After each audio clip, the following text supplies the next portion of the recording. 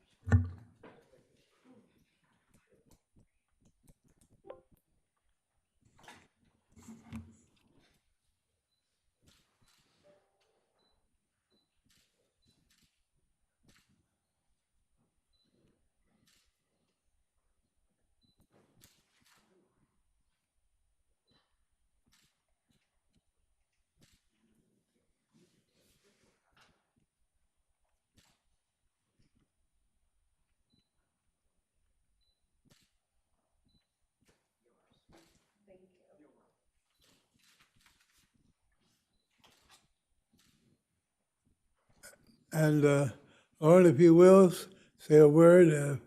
We certainly, on behalf of the board, again, we welcome you to the board. You're now officially a board member, and you're sitting in my old seat. That's where I used to sit, so that's a great seat on that end. Well, I'm thankful to sit in this seat, and that's a big seat to fill. Okay, I'm just really truly grateful as a Clevelander, as a CMSD alumna, as someone who has ridden transit for a long time, to be able to sit here.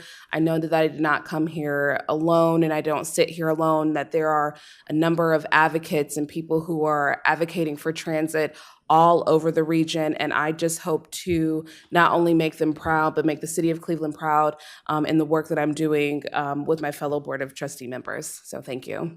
Great, thank you. Teresa, will you read the certification? Okay, Mr. President, I first advise that notice of this meeting has been posted more than 24 hours in advance of the meeting, that the usual notification has been given the news media and other interested persons, and that all requirements of the Ohio Revised Code and rules and bylaws of this board regarding notice of meeting have been complied with. Thank you very much. By personal privilege, I'm asking you to permit us to go to Resolution 2022-43. Before Teresa will read this, I want you to know I received a call from Ronald Kisner a couple of weeks ago, letting me know that a group of our agency, known as the Transiteers, they were a singing group, were being honored with an exhibition at the Historical Society. And he asked that I would come on behalf of this board and be a part of that ceremony. I was very glad to do it for several reasons. One, thanking the Historical Society for setting aside a beautiful part of the exhibit right there at the front door of the Transiteers with their uniforms, the old cash things they used to have to wear and so forth. And I was there because they were very, very active during the time when my father, the late Charles P. Lucas Sr., was a member of this board. And we would often go to the programs in the afternoon as the Transiteers would perform, and they would donate the funds to needy things in the community. And then I had another special time that was very dear a little few years later after I was married. My wife's uncle was a bus driver on Jackson on the old number 10 on 105th Street. And as you know, during those years, the bus drivers carried the bus tickets and the passes, and they sold them and so forth. And he was robbed and murdered on that bus for his money. And at the funeral, the Transiteers did the singing. Old Clevelanders will remember the old Ball Funeral Home over on Wade Park. And lines of people were all the way up to 105th Street to come to pay respects for that day, that terrible day of losing my wife's uncle, as well as a good friend of many in the area. And so we are happy today that this board is going to acknowledge the Transiteers. And I'm going to ask if Kimberly Kisner, who's Ron's niece, and Samuel Kisner, this is Kim's brother and nephew of their grandfather, and the director of the Cleveland Historical Society will come up to the podium, and then I will call for the vote. Asking if you'll go right over to that podium right there. Asking now if you will read the resolution. Ready? Expressing congratulations to the family of the a cappella chorus, the Transiteers, in honor of their new exhibit at the Western Reserve Historical Society. All right, you have heard the resolution. Is there a motion? So moved, Valerie. Lou second. Any discussion? Any discussion? All right, all those in favor, do we need a roll call? You can ask if all in favor, any Yeah, all opposed in for this favor? one? Anybody opposed? Good, thank you very much. The motion is passed. And now, if you will be kind enough to give us a word from the family and then from the museum. Well, first of all, good morning to everybody. Good morning. Thank you all for having us. I don't want to get emotional, so I'll keep it short and sweet. On behalf of our family, the Kisner family, we want to thank the RTA for recognizing not only the transiteers, but my grandfather as well.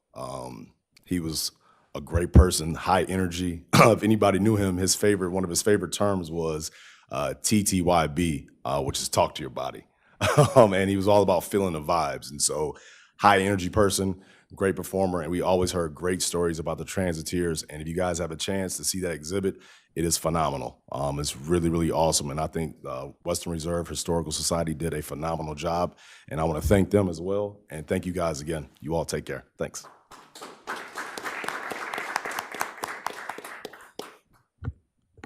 And on behalf of the Western Reserve Historical Society, we're so pleased to work with the Kisner family to bring this opportunity.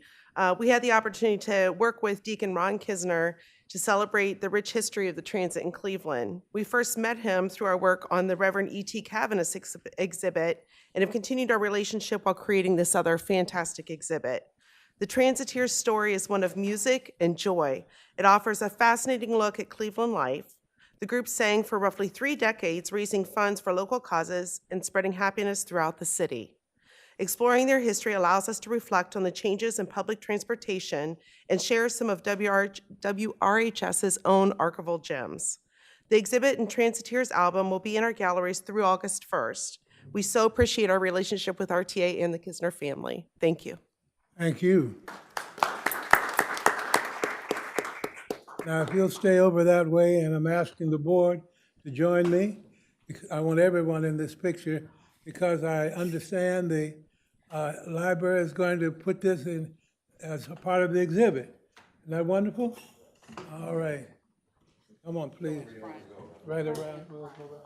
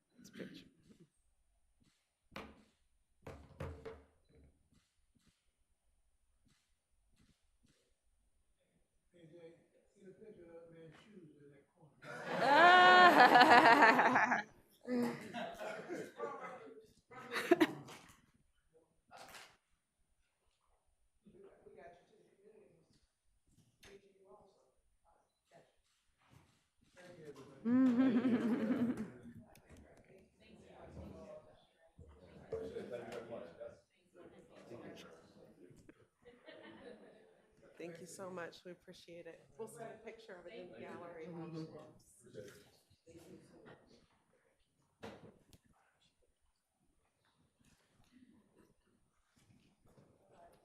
right, thanks for coming.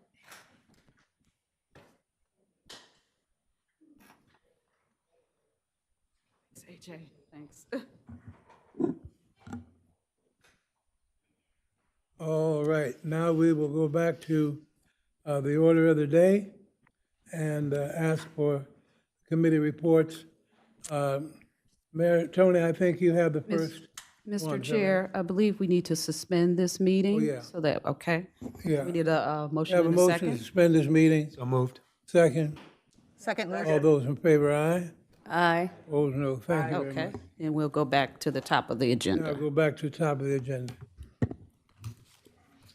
Mayor, Morning, everyone. Good morning, Mayor. Okay, you're kind of low. We can kind of barely hear you. Are you close to your device? Just a little better. No.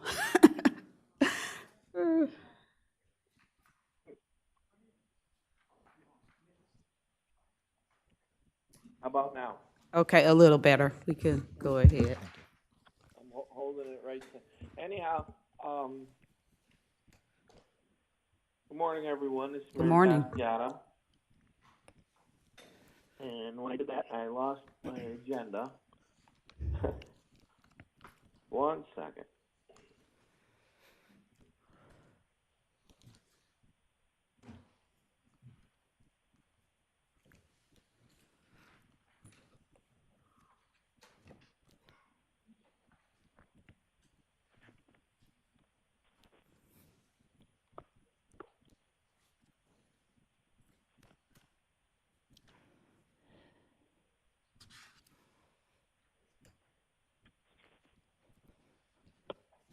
I can start the roll call, Mayor, if you like.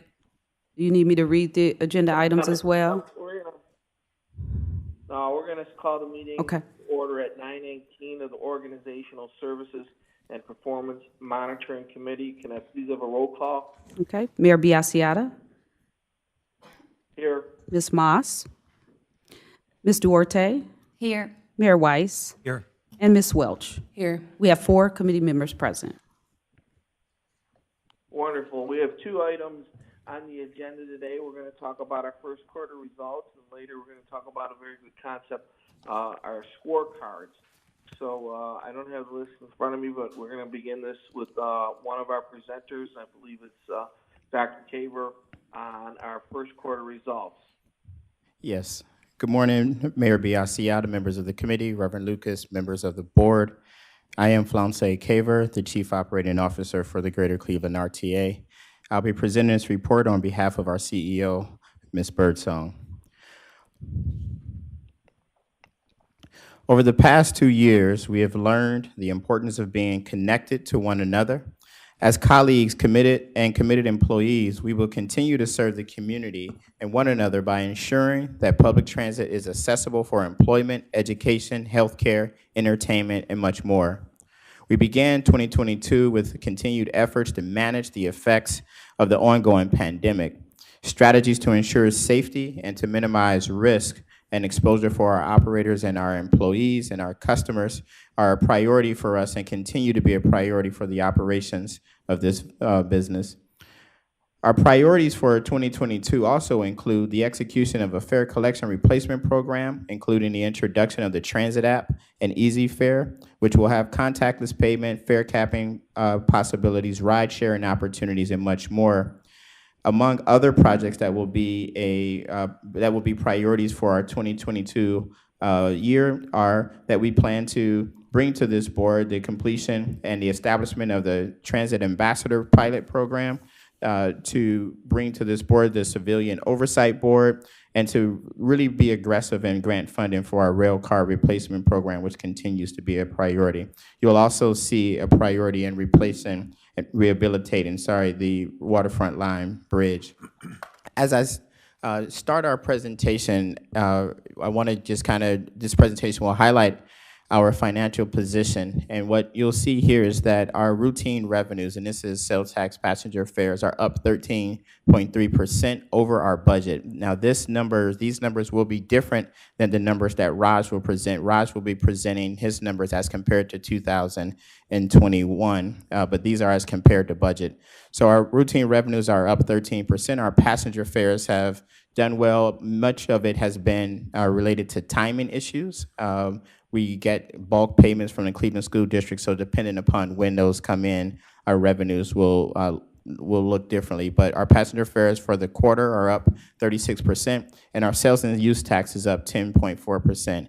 On the operating side of the ledger, the expense side of the ledger, we're down 9.1% lower than budget, where 7.2% of those costs are related to personnel costs. We do have and will have a payment that will be a retro payment to our union, so we'll eat into some of that, but still we're at a good place as compared to budget for the expenses. So the P&L is very strong.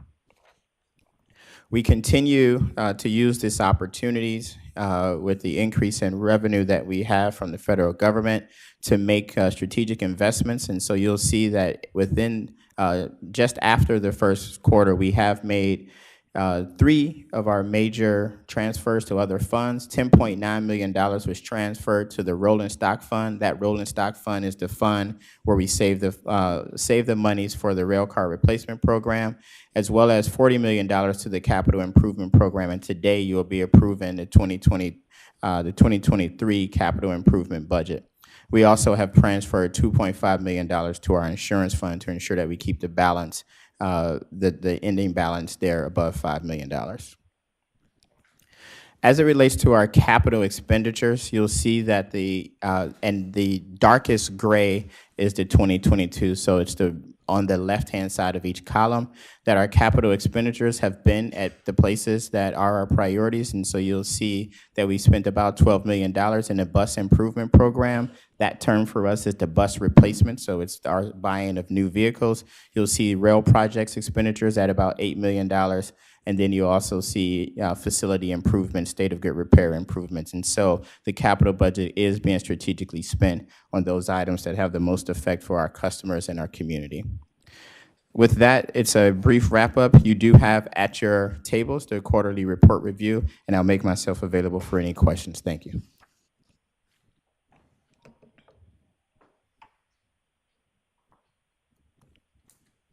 Any questions from the Organizational Service and Performance Committee members? Hearing none. Any from the rest of the trustees?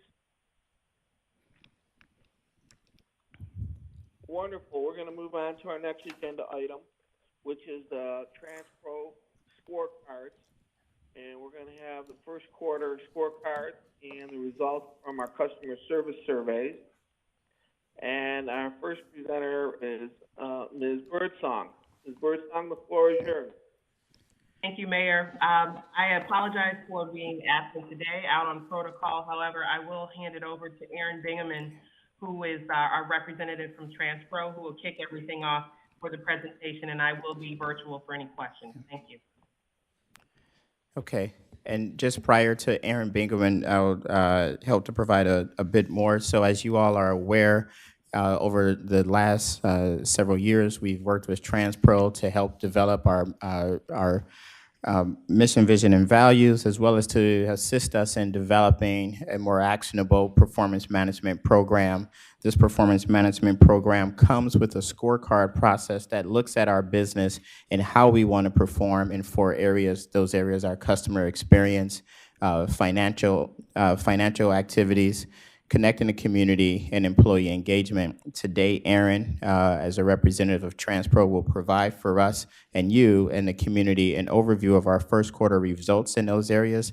You'll see that a lot of the work has been done looking at surveys, asking our customers what they believe and how we're performing so that we can make sure that the expenses and the strategies that we have the most effect on our customers. And so with that, I'll turn this over to Mr. Bingaman.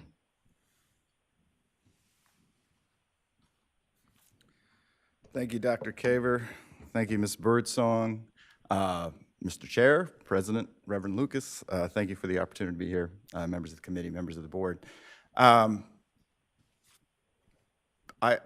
really admire your discipline. It's a beautiful day, and that no one made a motion to have this meeting outside today. It just has my attention, so congratulations on your discipline.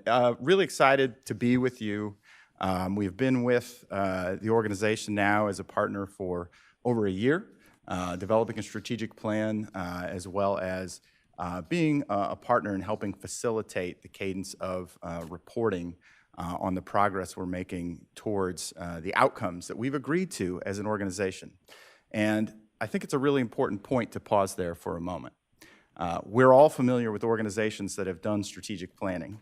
And they do the strategic plan and they invest a lot of effort and energy, and then the strategic plan goes somewhere. Sometimes we talk about it in vague references, and sometimes we never reference it again. Your team is committed to driving the outcomes that we agreed to, and they've committed to driving a work plan to accomplish those things and building ownership throughout the organization and getting those things done. So this is the first step, the first quarterly reporting of results that will be of many going forward, and so excited to be with you all today. Very quickly, we'll go over the process of the cadence of performance management. that your team has embraced. Talk about the path to success in fiscal year 22. What were the defined outcomes? What are our results? We'll have team available to talk through any specific tactics, but highlight some opportunities to really move the needle on those outcomes that we're excited about and focused on, and then talk about our next steps and continued reporting. So as you can see on the screen here, we have a calendar of a year, and those blue months represent those moments where the team and staff and the organization are reviewing the success and or progress we're making towards our outcomes. So that is what we are doing here today, presenting results to the board for the first quarter. And as you can see, we'll be back again in 3 months to report results from the second quarter. Those green triangles indicate moments in time where we have been engaging with our community and our customers to get real data using a third-party partner to help assess our customers' experience, our customers' impression of the experience that they're having on our service, as well as the community's impression of the services we provide and the value we contribute to the greater Cleveland area.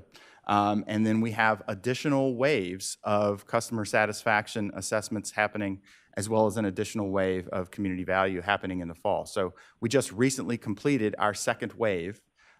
We do not have those results yet. Those will be reported to you at the second quarter reporting. What you'll see today are the results of the first quarter, where we've established the baselines. Some of the data we're sharing with you today we didn't have before. So this is an understanding of where we are today, and then going forward, understanding the progress that we're making on accomplishing those outcomes as we move forward. A reminder, why are we here? Why do the people of the RTA wake up every day? Why are you all here serving on this board and donating your time?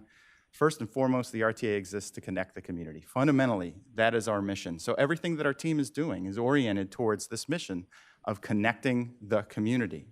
And where are we going? What are we striving for? The vision we aspire to be? It's to be leading the delivery of safe and creative mobility solutions and community connections. So while we get up every day to connect the community, the point is getting to that place where we're recognized as a leader delivering those safe and creative mobility solutions and community connections.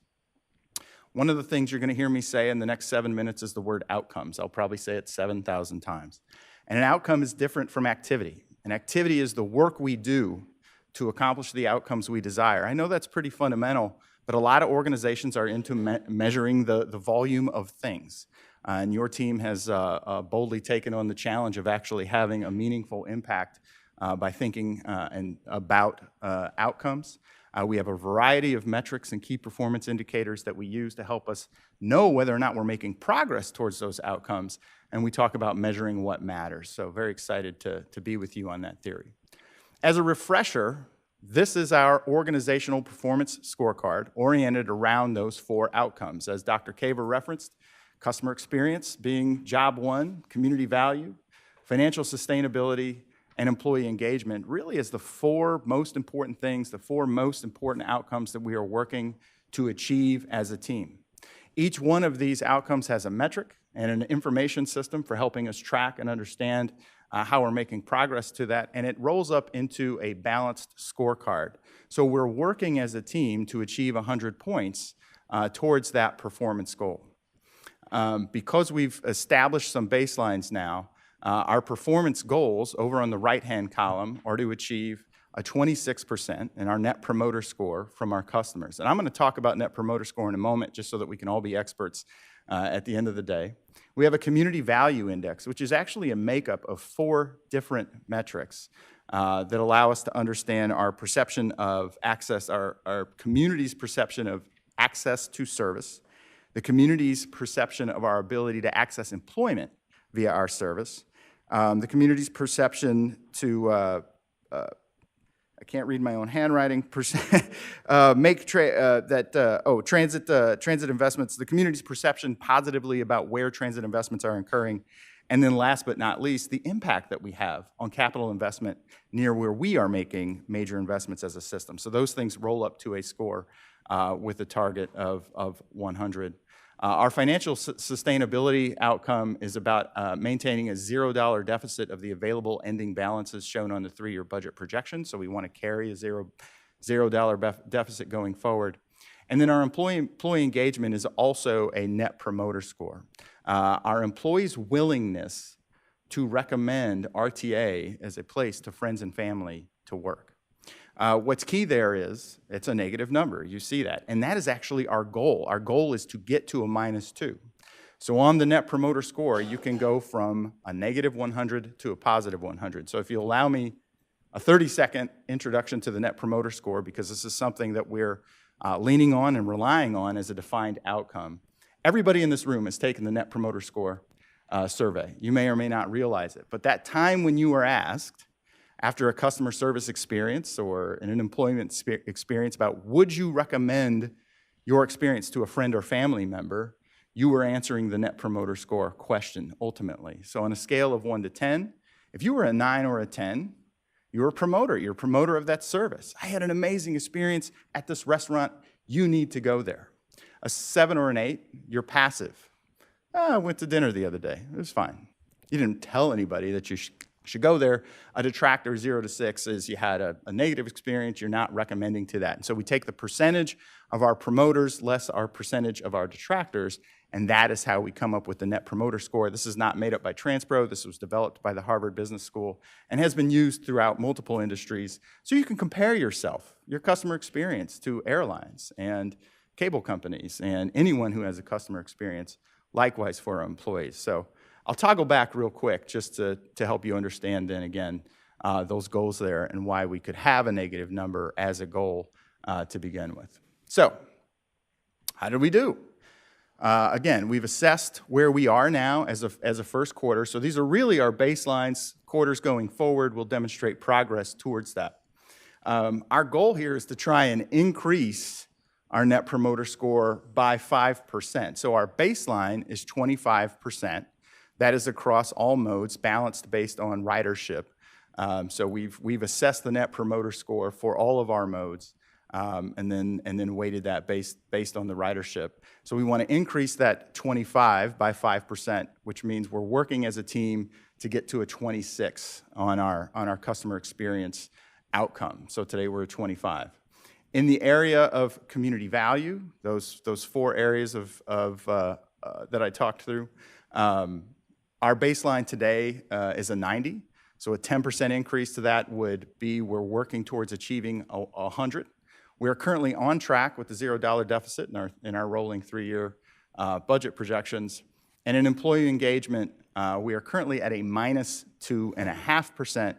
A 10% improvement would get us to -2%. So where we are today, there on the right side of your screen with our current baselines. A couple additional data points, interesting indicators that start to help us think about what do we need to do differently as an organization to move the needle on these things. Well, to compare yourself to similar type organizations, large urban areas, both bus and rail, paratransit, so similar portfolio of services. The industry sampled average for net promoter score today is a 35. So we have work to do to catch up with our peers on that net promoter score. We've set the target at 26. We're going to make incremental progress as a team towards that as a goal. The community's perception of the value that RTA delivers is actually very positive, 81.2%. So folks that don't ride our service still recognize the value we are delivering to the region. And so that is certainly a strength to maintain and an opportunity for continued influence. And then to put your -2.5 employee net promoter score in context, some of our peers aren't doing as well. And so while I know we look at a negative number and might have an initial reaction to that, when we compare ourselves to other industry peers, they're not performing as well as the RTA in terms of our employees' willingness to recommend working at the RTA. We have other performance indicators in a more comprehensive organizational scorecard, which I'm sure Ms. Bertong and the team would be happy to share with you, which I think many of you already have copies of that. A deeper dive into some of our customer impression data. So there you see our customer net promoter score again. Satisfaction with the service we're providing is really quite high at an 84%. But what's interesting here, the outcome that we desire is our customers recommending our service to others to enjoy it. So we have a mismatch there. We have high satisfaction among our riders right now, among our customers, and at the same time, they're not recommending our service. So what are we going to do differently to make them raving fans of the work that we're doing in connecting the community. The impression of our on-time performance is 77% in comparison to the industry average of 68%. These are all data points that the team is using to help understand where and how they can improve in comparison to, say, the impression of operator courtesy. To catch our peers, there's work to be done, as well as vehicle cleanliness. The impression of the cleanliness of our vehicles is a 58%, and an opportunity you'll see here in a moment to highlight for improvement. We take a look at this data and the performance indicators and where and how, again, can we move the needle. Things and strategies that you might hear your team talking about over the next couple of quarters, both for fixed route, BRT, and rail, is going to be cleanliness, cleaning those vehicles. Our customers have told us a clean vehicle is important to me, and so let's make investments to see that, and we should see an impact, continued growth in that satisfaction. We should see an impact and continued growth in our customers' willingness to recommend our service, as well as safety in waiting for the bus and train, and actual physical safety on the bus and train as opportunities for improvement. So what you'll see your team doing is making data-informed decisions to improve the quality of the experience and ultimately try to improve progress towards those outcomes as we evaluate it.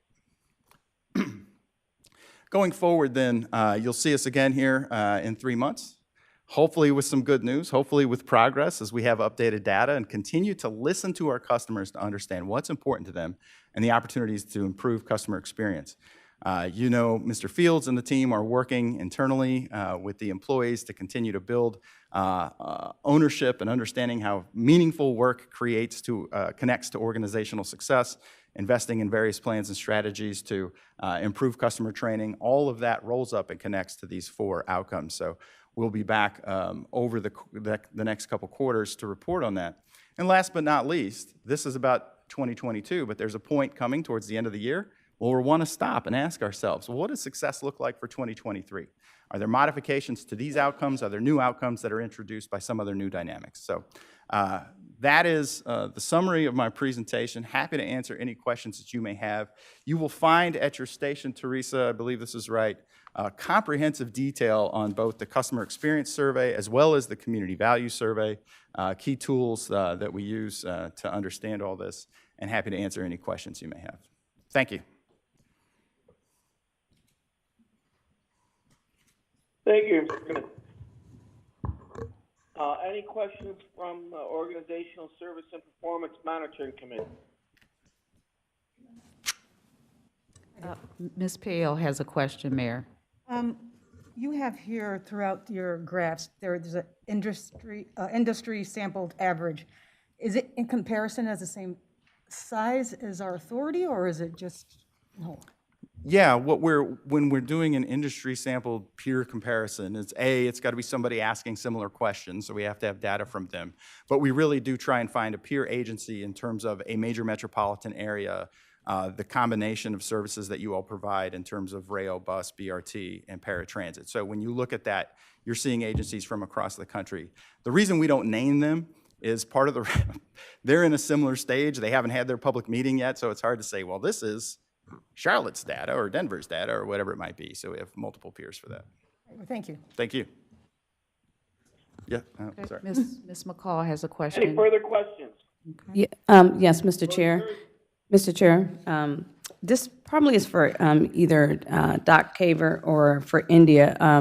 First and foremost, I remember when we started talking about this about a year ago, and this was the first time we did something this deep dive in terms of doing this customer survey and then having this kind of data at our hands. And it's the first time we're getting this, and it's a lot of information, but it's good information. And I think that it would be helpful if, as a board, when we get this, we get it in advance, so then we can come and talk about it and have a chance to review it. And it would be good, that presentation was sort of like the executive summary to this. It would be good if we can have an executive summary, even if we get the executive summary before the board meeting to deep dive. Because there were a lot of stuff in here that we hear at the board meeting when people come up and talk about it. And they would say, hey, the buses need to be clean. Our writers have been telling us similar patterns about this. as they come to the board meetings. And so I think that I know we have our agenda set for the June 9th retreat. I went back to peek really quick to see if anything about this was on there. And I know we have a full agenda, but it would be really good if we could spend some time, even if it's just a little bit, with this particular executive summary from the first quarter, because it tells a lot. And if we can just spend a little bit of time talking about, okay, what did we hear in this first customer service? Because this is too important to just, okay, it's a report, we talked about it at the first meeting, okay, let's push back. This says a lot. It talks about almost every component of our operations, and it would be a really good, just walk through it one more time, give us a chance to digest the first report, make sure we get familiar with looking at this. Right now, it's a lot of data, but it's a lot of good information in here. And so if we can have that executive summary along with this and a session at the retreat to pause and really make sure we understand, okay, great, what does this really, really mean? Because in here is a SWOT analysis, essentially, matrix on every section. Yes. And in those sections, what I saw, it's those areas of improvement, you know, things to be here. Let me just give one quick example.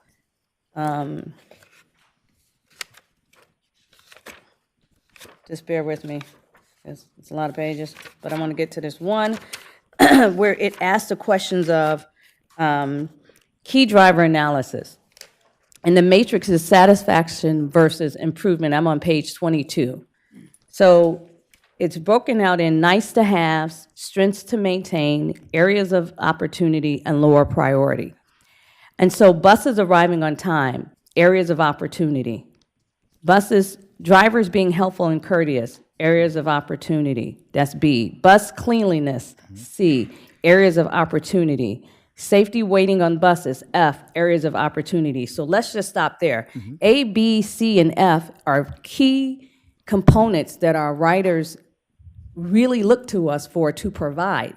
And those are all in the areas of opportunities, which tells me those are all areas of major concern, which tells me those are all key matrix that we're not hitting. So those are things we need to pull out and really make sure we prioritize, which is why it's in those matrix. Yes. But then if you look at strengths to maintain, route coverage, E, safety on the buses, H, frequency and how the buses come, how often the buses come, I, and buses being operated safely, J. Those are all areas that we just had a whole lot of conversation on with the next gen conversation, right? Yes. We went through and did that whole re-strategizing on our routes to increase frequency, all that good stuff. So that tells us that that's a key indicator that the changes we made through next gen was important.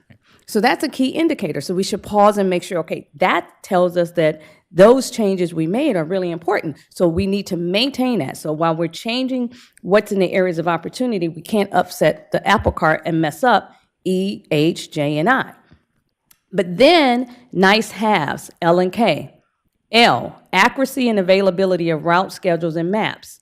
And K, travel time. Those are not nice haves to me.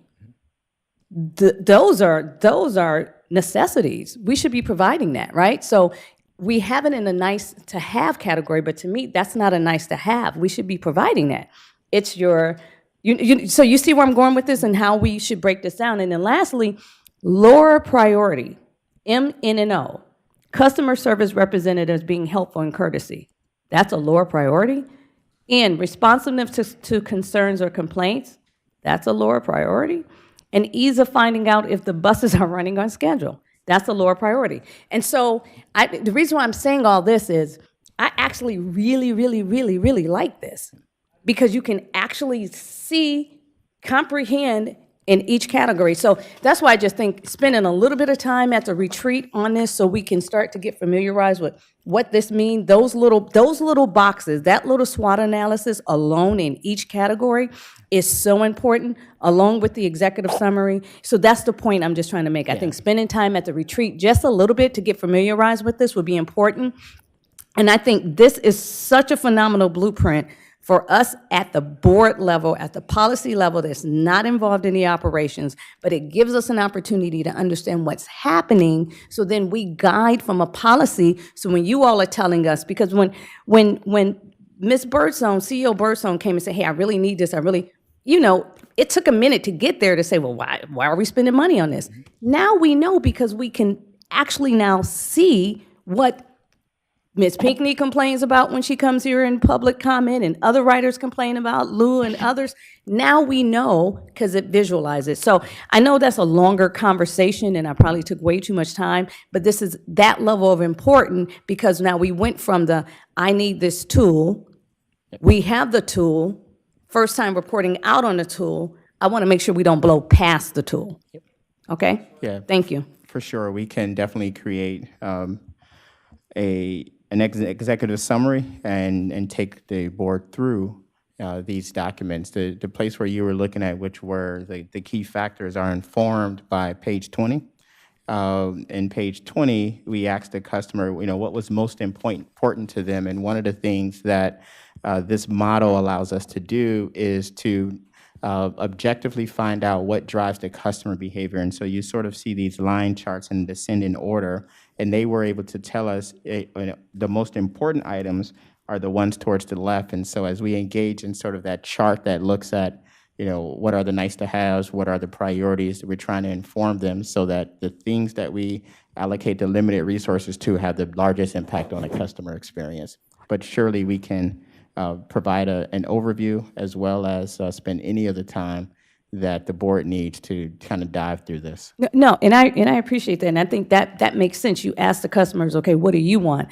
And then I'm saying from a board, my reaction is, okay, that little bit of nice to have should be something we should be providing, right? For sure. So we can take those nice to haves and those areas of improvements and those other areas, and we just, our goal should be to eliminate all those other categories. Yep. Yes. Right? Correct. And everything should be into the maintain category. That's success. Yes. Thank you. So, Member McCall, if I may, if you guys can hear me, this is India Birdsong. Just wanted to say first, thank you for acknowledging the importance of something like this. This is really imperative for us to be able to be a player, so to speak, in the business world, and for RTA to understand where we are in comparison with not only our peers, but with our customers.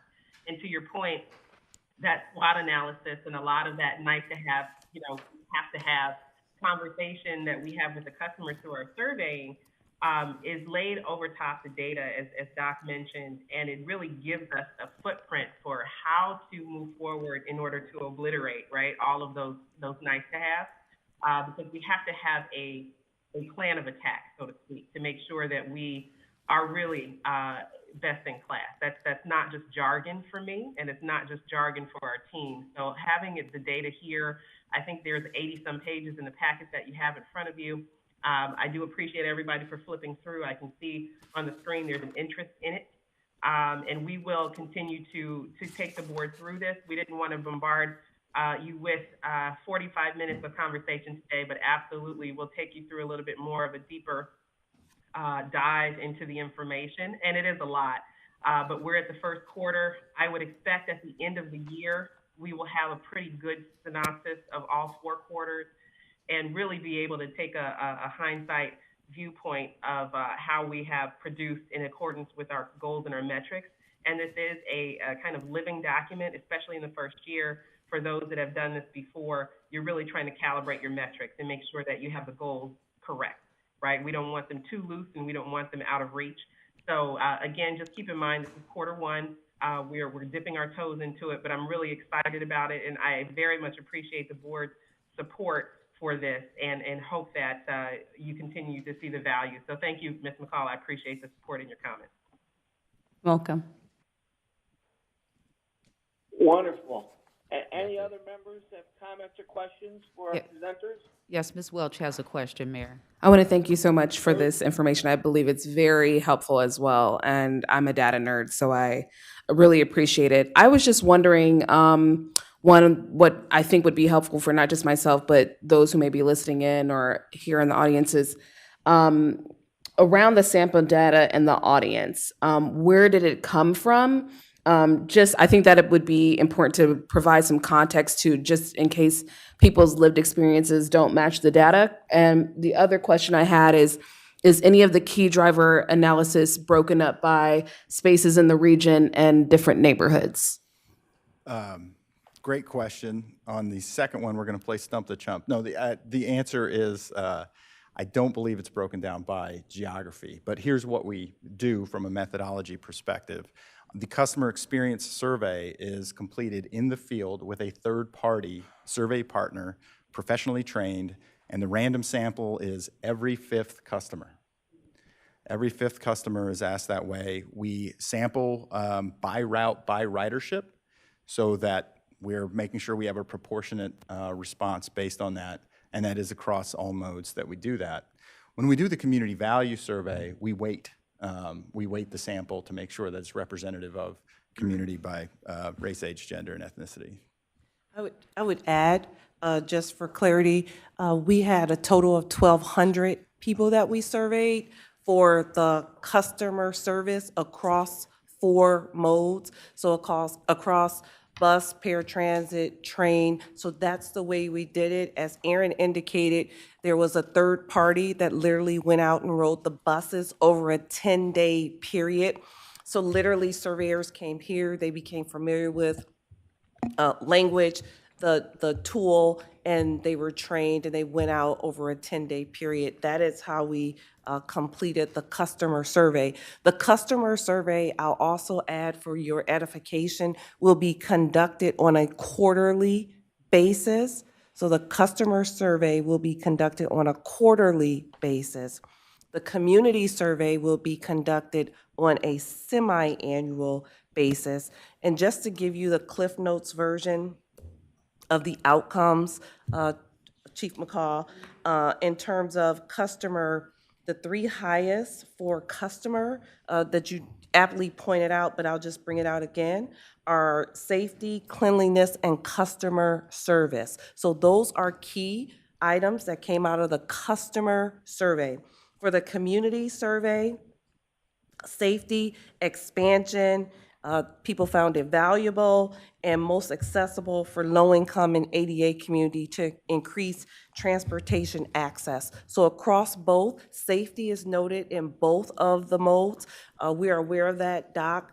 Chief Jones are also working on that. Our Transit Ambassador Program should provide more into that. That's been a big initiative under Director Birdsong. So we're moving forward with our Transit Ambassador Program for visibility and perceptions of safety. So it should tie back into both of those modes as we move forward.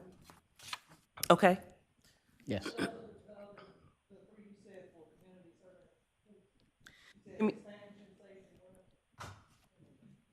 Safety, expansion, and valuable for accessibility.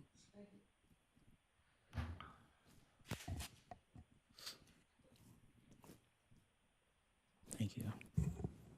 Hey, Mayor? We have one more, One Ms. more. Duarte. Okay, Ms. Duarte has a question, Mayor. Thank you. No, well, it's just a comment. Thank you so much for the presentation. I agree with Valerie. I think this is a great tool. I'm really excited that we have something like a blueprint to start the conversation. A lot of times in our region, when we do something new, we're looking, oh, this is not working, or oh, we should do this differently, or why are we doing this, right? But as a prototype, I know there's gonna be things that are gonna be good and not so good, and we're gonna learn from it. So I just wanna say thank you, and congrats to the entire team that worked on this project.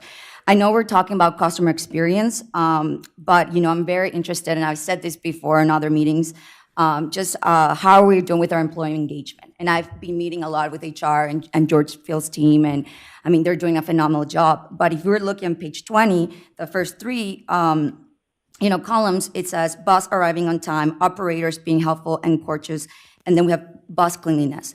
Well, for me, those 3 are attached to our engagement, our staff, right? And how are we supporting them? How are we retaining, and how are we attracting, and how we're making sure that there are, successful and moving up and we're developing, right? And so I'm just very interested, like Valerie said, learning more about this in our board retreat, because I think it's tied. And at the end of the day, if we look even our operators, they are ambassadors, the first ambassadors, excuse me. So I think this is great. Great information, great data, and I'm looking forward to seeing, what we learn next quarter and at the end of the year. And again, making this a best practice, not just for a region, but hopefully statewide and even nationally. So thank you, everyone. Thank you. Ms. Duarte, we do have as a companion to this document an internal employee engagement survey. And so we are actively asking our employees, how is their experience here under several items. So in the balance, in the scorecard that Aaron shared with us, the bottom category is employee engagement.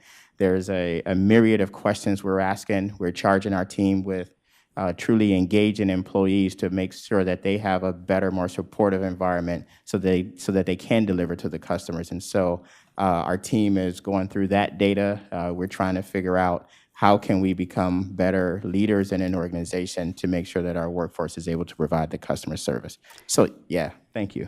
The bottom category is also informed by a survey with data and locations. Thank you. And just one last comment. I know at times we talk about data and we put everyone in a box, let's say. That's just the reality, right?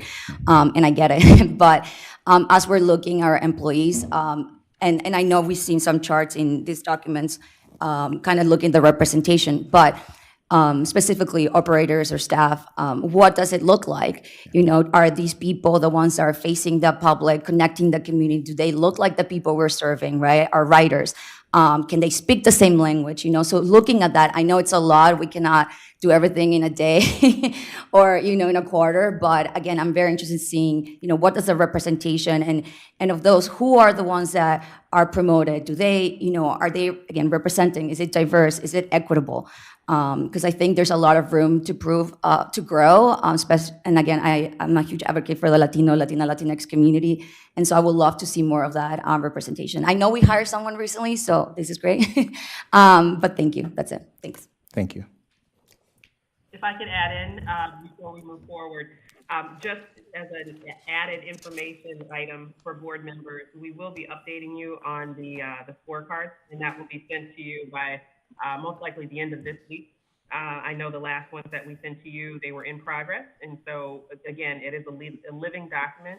So those will be also forwarded over just as info. And that may give a little bit of a bird's eye view as to the tactics that we have that are contributing to these larger numbers so that you get an idea of how we're doing departmentally as well.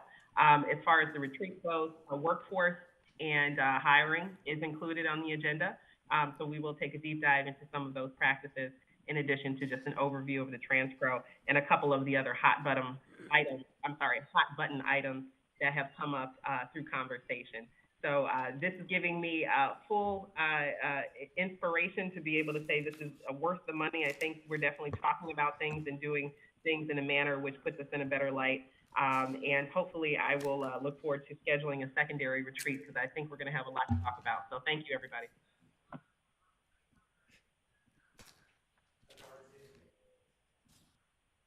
Okay, Mayor Biassiata.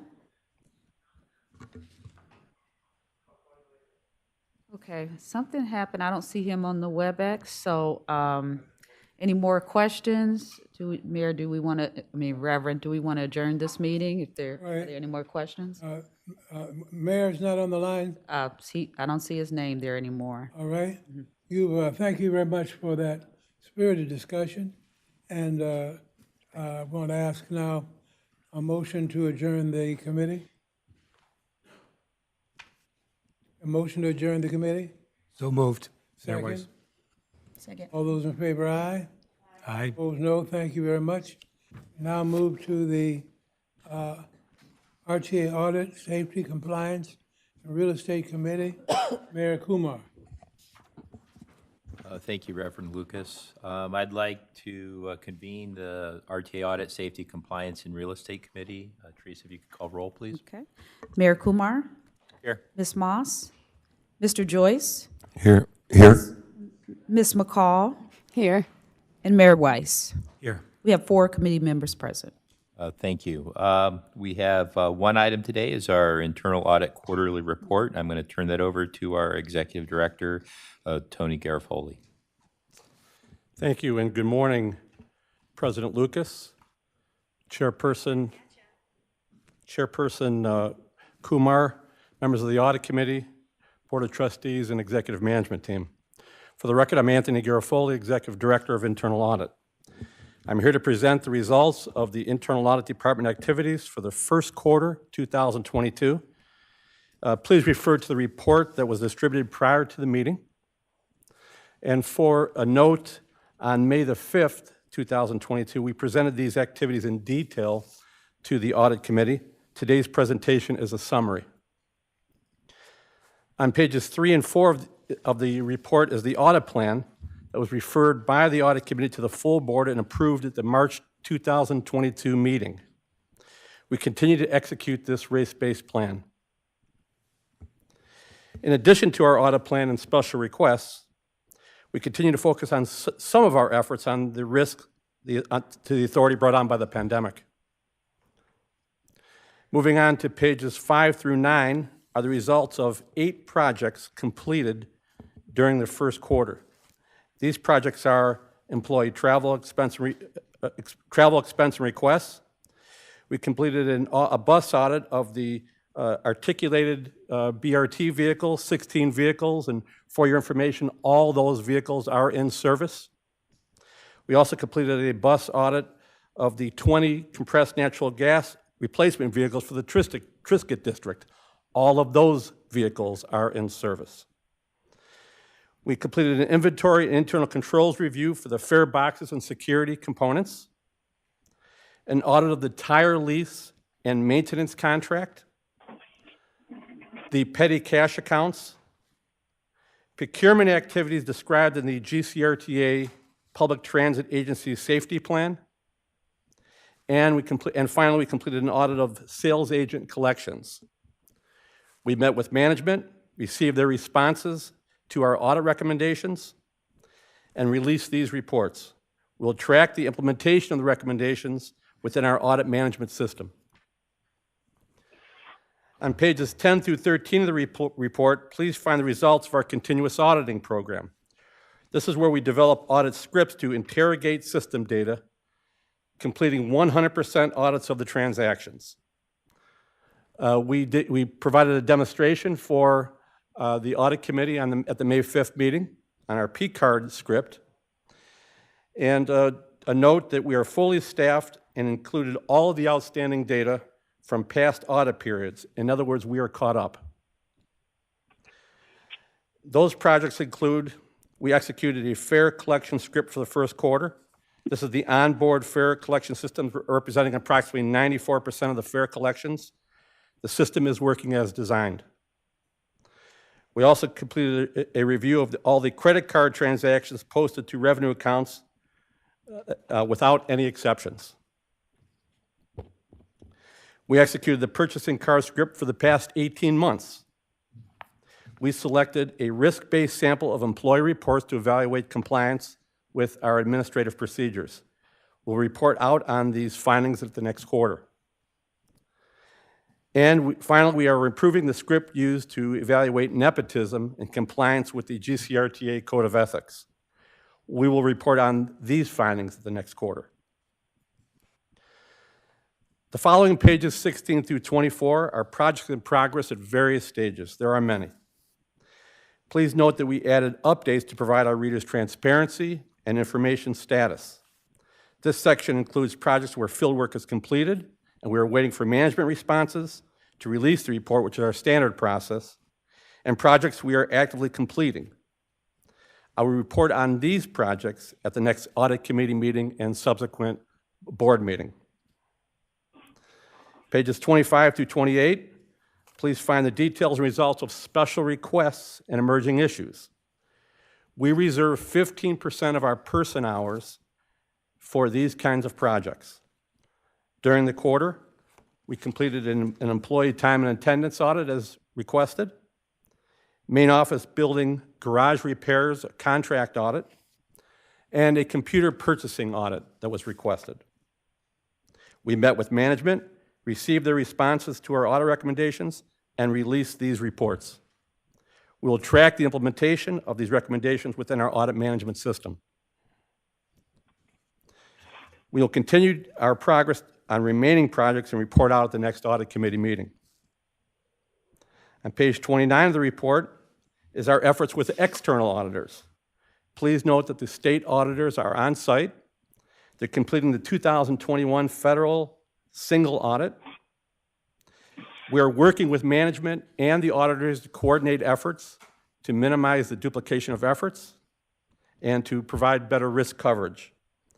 The auditors will present their results of the audit at the end of the second quarter under Raj's leadership. Please note that the Federal Transit Administration completed a triennial review of the Ohio Department of Transportation's State Safety Oversight Program. Management received a final report at the end of March. They are implementing recommendations for improvement. The remainder of my quarterly audit report is informational.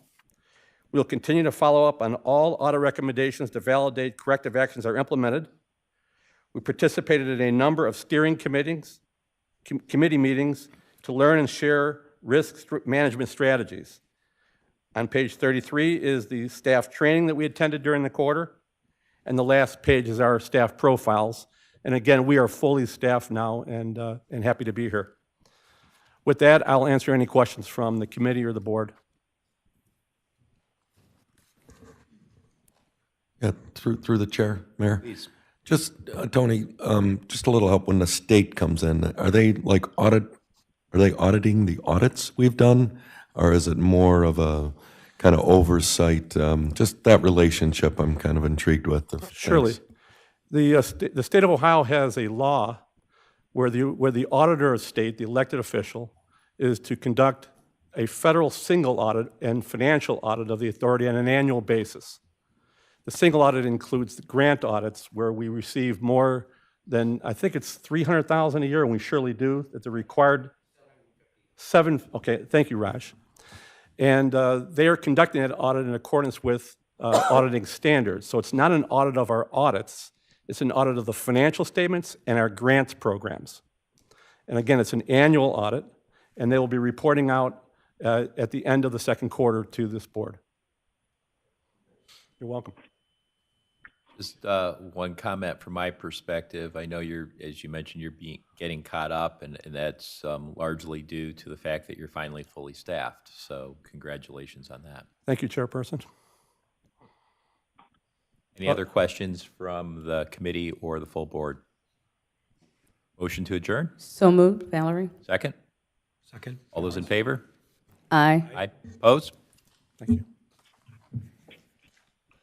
Well, thank you very much, and thank you, Tony, for a very comprehensive report. Now we'll call to order the RTA Board of Trustees meeting that we suspended. We've already had their call to order on that, and we've had the certification. Now we would like to Motion.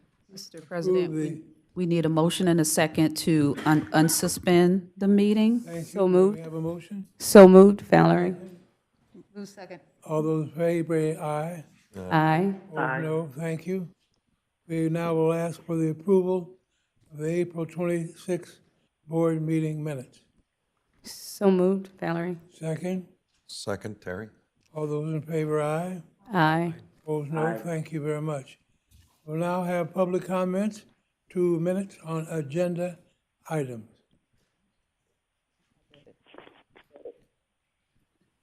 Do we have any callers on the line in the back? Do we want to start back there? We currently have 2 callers on the line. Okay, we can go ahead. Good morning, everybody.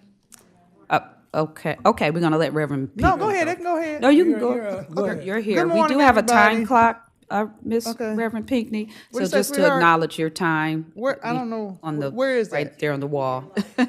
Okay, I'm going to start it now. I'm sure okay? you all will let me know. First of all, good morning. And I see some queens on the corner. God bless you and welcome. Congratulations. And Dr. McCall, before I go to the agenda items, I wanted I just want to make it very clear to everyone, I pray that I don't come as a complainer, but only a community voice and a concern. So I don't ever want anyone to ever be offended thinking I'm complaining. I'm communicating concerns. For the congratulations to the Capella Chorus and the Transiteers, I wanted to just agree with that and also remind you all that we're still waiting to see businesses of color recognized on our vehicles. That's still not taking place in the University Circle and as well as the African American History Museum and other areas. The anti-bullying, which is resolution 2022-47, I'd like for you to partner with me because I have stated that I had wanted to do an anti-profanity initiative and a pants pull-up and a woman, female cover-up initiative. And that would help with anti-bullying because when you have profanity and when you have people that don't know how to dress and carry themselves, then we have people who take that into a negative perspective. So I would like for you all to partner with me and we work together to address that. I wanted to not take lightly the Juneteenth celebration.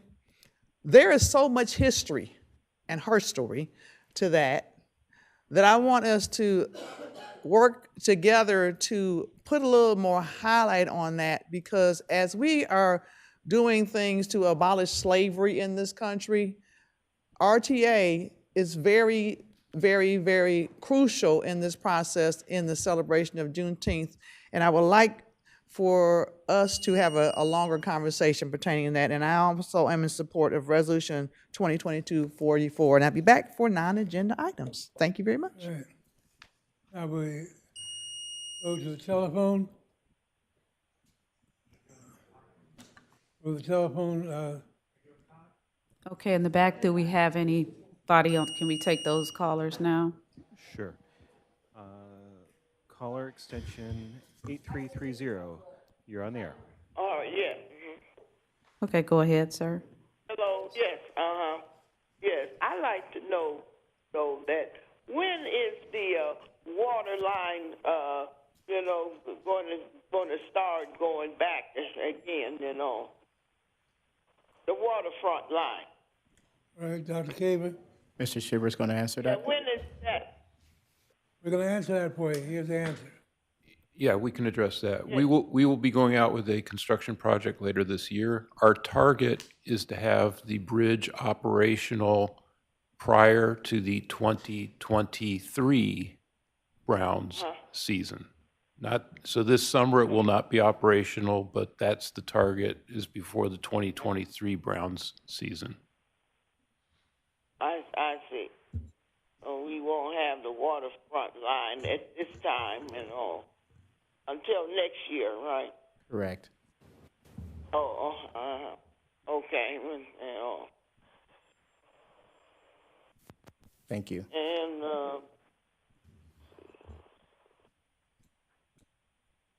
also, there was another question, though, is that why is it that the 11 bus now goes from downtown and it's no more the 32? There was always more buses, like the 32 line and all, and number 5 and so forth and all. Why is it that they were taken off the line? And then also, are you going to get the 48A back onto Tarkington, South Miles again? Joe, do you want to take it or do you want me to take it? I can take, well, you don't have the microphone, I'll take it. So the question that you asked about the number 11 line, the 11 lines, the 11 line is a part of our system redesign. And as a part of the system redesign, there were several buses that were largely unlinked to the core of the city. And so we're able to connect the 11 line with the old 32 line to go and provide a trip from the city to the suburbs to the jobs that are along that line. And so you'll consistently see buses that had historically had portions of the city now have a longer route that makes for a one-seat ride for individuals to take individuals to work, school, and to healthcare. And so that's one of the lines that changed. Your question on the 48A, We've had several conversations with the community on the 48A. The 48A, by its number, being the 48, is not a recommendation that we have, and we don't foresee it coming back in the near future.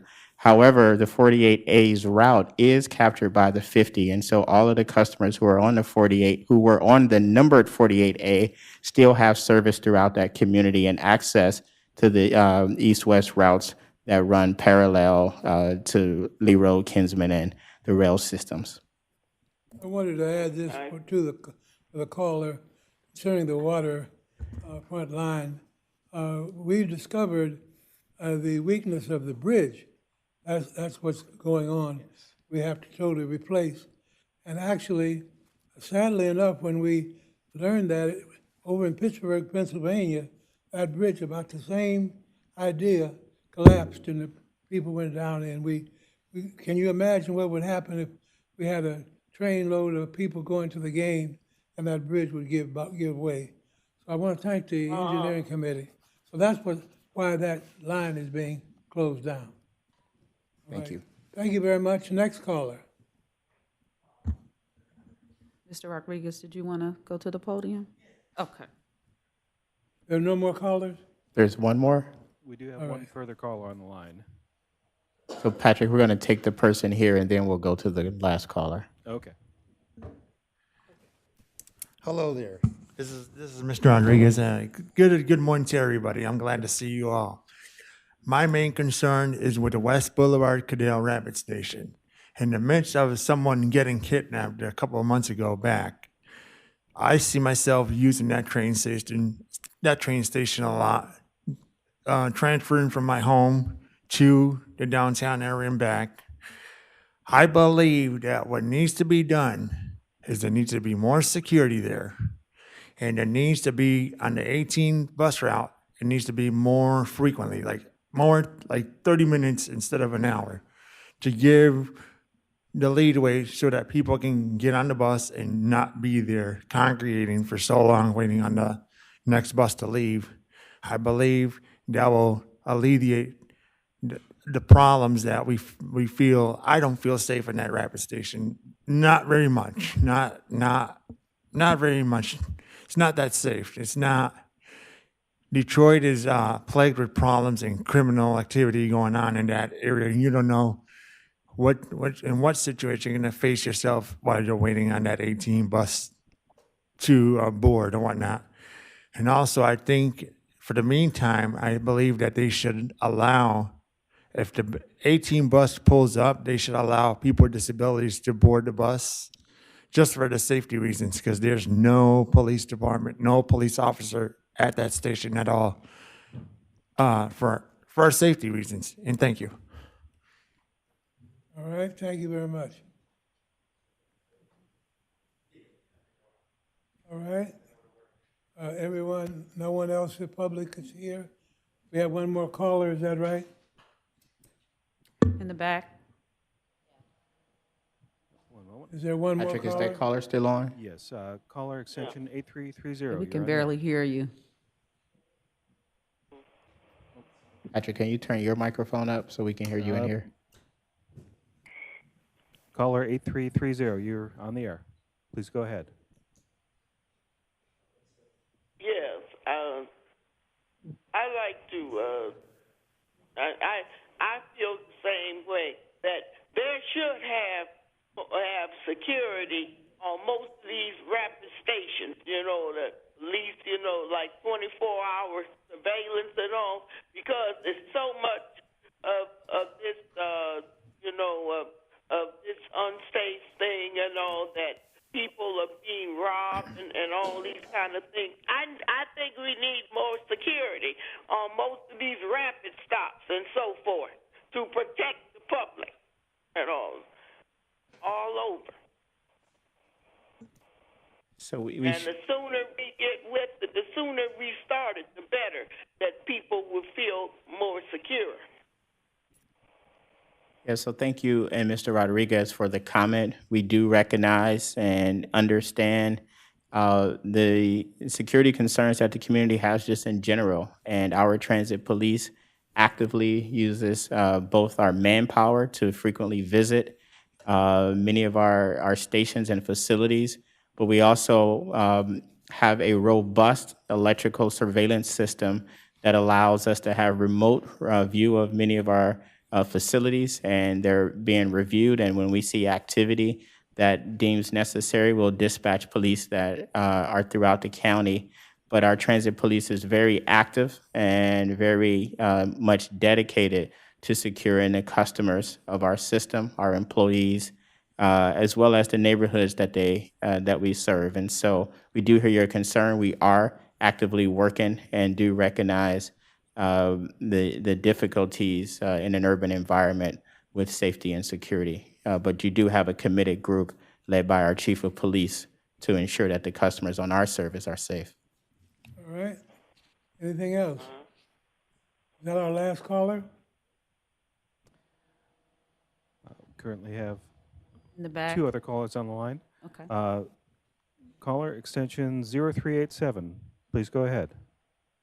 Yes, this is Eric Stewart.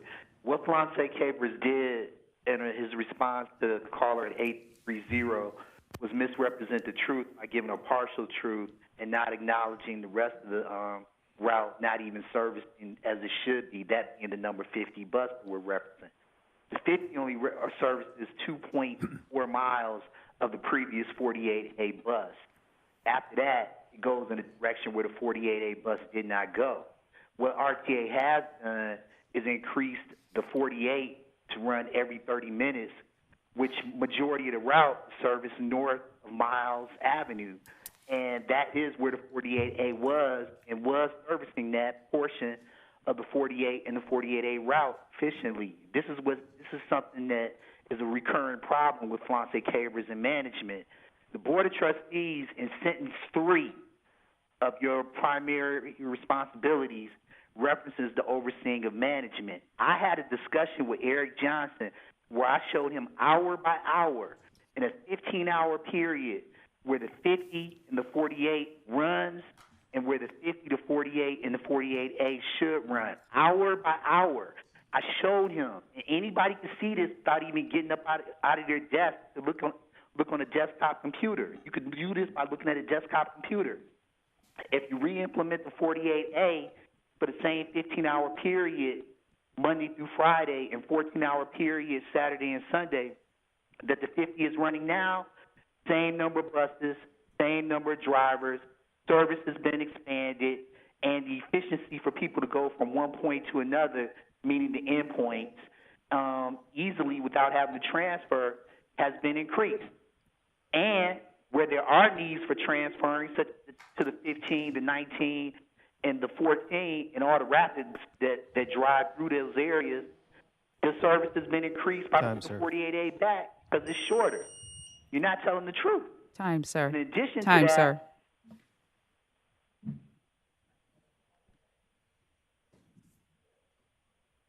We have the next caller. Yes, caller extension 2019. You're on the air. Go ahead. Yes, how are you today? This is Dr. Taylor, and I have a concern about at these rapid stops why y'all don't have no bathrooms there, and they all and constantly somebody is using the bathroom in our elevators, and it's smelling very bad at our rapid stops, and I'm trying to find out why we don't have bathrooms there at our rapid stops, because this is unsanitary when people use the bathroom in the elevators. Yes, so we do have a dedicated team of janitors who go to all of our rapid stations every day. If they encounter those types of things that you're describing in the elevators, they will make sure that we clean it and sanitize those areas. As a transit system, having public restrooms is a very difficult thing and an item that we would not recommend in these environments where there have been restrooms. All types of things have occurred in those items, including drug use and other things in that nature, and it's not something that we can police and keep safe. And so we would not recommend having of widespread public bathrooms at transit stations. All right? Is that it? And that was our last caller. That was the last call. All right, thank you very much. I would like to ask our very efficient chief of police here. We had a very, very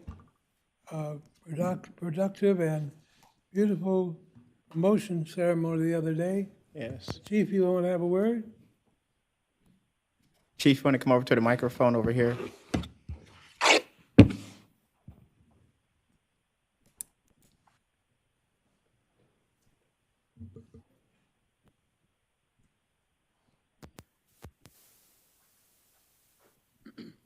Good morning. Morning.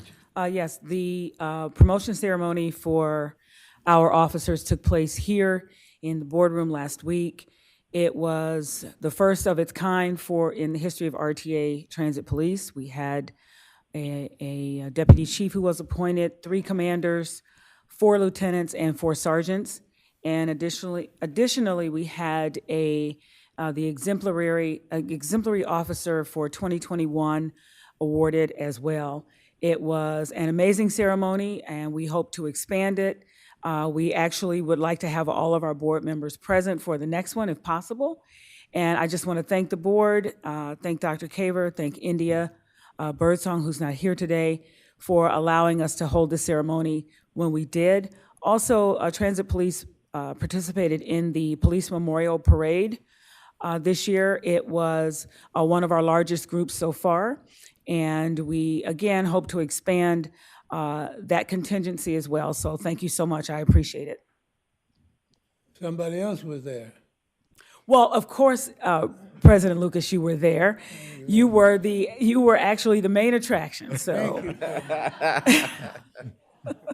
so I'm also very grateful for your attendance and the kind words that you had to say to our officers who were being promoted. So thank you so much.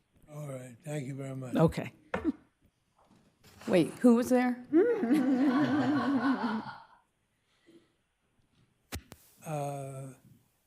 Anybody have any committee reports? I don't need to read all of them. Anybody have a committee report? If not, we'll go down to the introduction of new employees and announcement of promotions. Spiels. George, you could just keep it over there.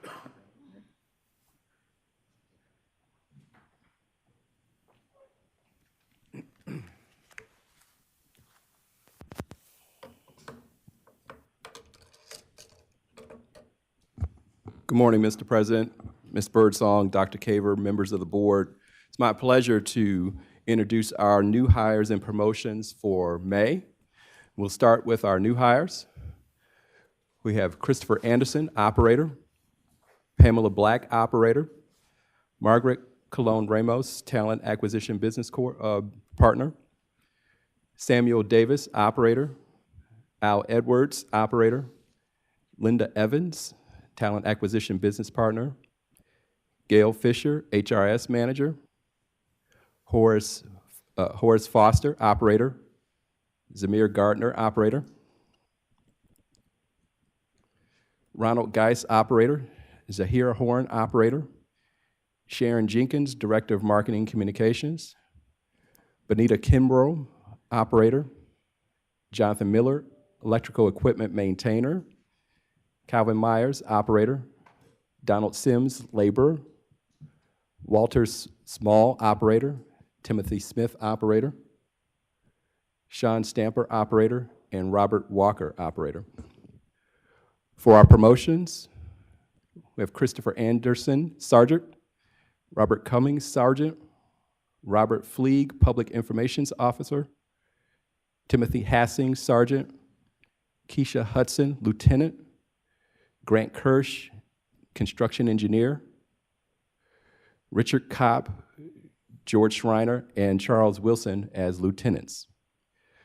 Those are the rest of our promotions. Please join me in congratulating these new hires and promotions.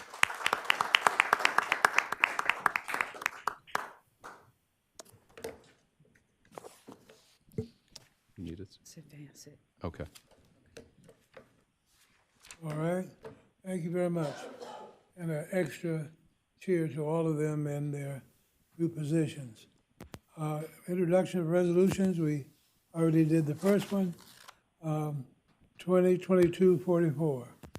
Authorizing contract number 2022-053 with statewide Ford Lincoln for the purchase and delivery of two 2022 Ford F-150 first responder vehicles and one police interceptor utility unmarked vehicle for a total price not to exceed $162,735. RTA Capital Fund, Fleet Management Department budget. A motion, please. Move adoption. Move to Valerie. approve, Yashara. All right, any discussion? Let me say to the people present and also on the line that all of these have been to committee, have all been vetted. When you hear us go down, straight on down, it's not the first time we've looked at these, we've studied them carefully. All those in favor of this resolution, please say aye. Aye. Anybody opposed? Thank you very much. 2022-45. Okay. Authorizing an extension and increase to contract 2016-140 with Passport Labs Incorporated, FKA, Passport Parking Incorporated, for the purchase of additional mobile ticketing solution services in an amount not to exceed $56,420. General Fund, Innovation and Technology Department budget. Motion? So moved. Second? Second. All those in favor, aye. Aye. Aye. Anyone opposed? Thank you very much. 2022-46. Amending Chapter 242, General Manager, Secretary Treasurer of the Codified Rules and Regulations of the Greater Cleveland Regional Transit Authority. Motion, please. So moved. Second? Second. All those in favor, aye. Aye. Opposed, no. Thank you very much. 2022-47. Adopting Sections 200.05, Anti-Bullying and Prevention of Abusive Conduct, and 600.12, Lactation Policy of the Personnel Policies of the Greater Cleveland Regional Transit Authority. Motion? Move adoption. Valerie. Second. Any discussion? All those in favor, aye. Aye. Opposed, no. Thank you very much. 2022-48. Appropriating the Greater Cleveland Regional Transit Authority's expenditures or outlays for the fiscal year 2023 capital improvement budget. Motion, please. So moved. Second? Any discussion? All those in favor, aye. Aye. Aye. Opposed, no. Thank you very much. 2022-49. Approving an addendum to the collective bargaining agreement covering conditions of employment with the Fraternal Order of Police, Ohio Labor Council Incorporated. Have a motion? So moved. Second? Second, Mayor Weiss. Any discussion? All those in favor, aye. Aye. Aye. Opposed, no. Thank you very much. 2022-50. Memorializing the occasion of the authority adopting and observing the Juneteenth national holiday. Have a motion? Move approval. Valerie. Second? Any discussion? All those in favor, aye. Aye. Opposed, no. Thank you very much. Aye. All right. Authorizing contract number 2022-016 with MP2 Energy Northeast LLC to provide electricity supply requirements for a period of 3 years in a projected amount not to exceed $7,308,000. General Fund, Rail District Department budget, and in a projected amount not to exceed $2,967,000. General Fund, Office of Management and Budget Department, for a total projected contract amount not to exceed $10,275,000. You have heard that? Is there a motion? So moved. Valerie. Second? Second, Mayor Weiss. All right. Any discussion? All those in favor, aye. Aye. Aye. Opposed, no. Thank you very much. That's passed. And now we'll hear from our very indefatigable Secretary Treasurer. I learned that word just for you today.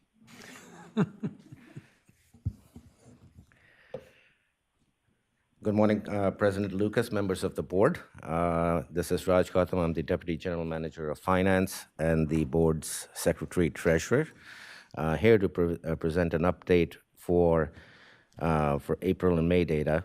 Included in your package that you receive on a monthly basis, you have all the detailed reports, but what has been our focus is to present an overview, highlights of the general economic conditions, as well as focus on some of the larger revenue sources, the unrestricted revenue sources, et cetera, that drive our business.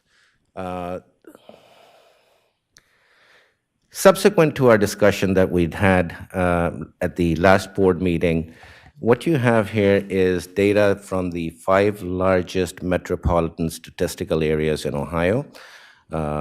Cleveland MSA, which includes Cuyahoga, Lorain, Medina, Lake, and Geauga counties, is shown in the red line.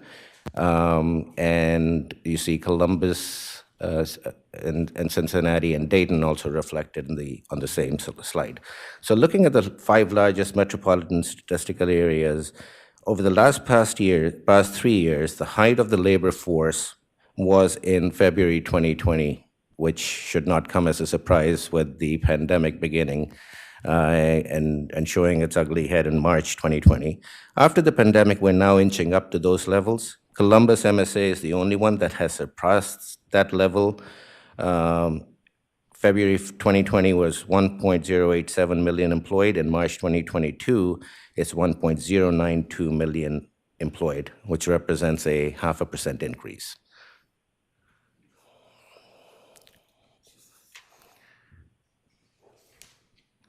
I'll just give over this slide. This then shows the ridership by month. Going back to 2019, that shows the pre-pandemic ridership levels in the orange color at the top of the graph. On a year-to-date basis through April 2022, ridership in millions is about 5.6 million.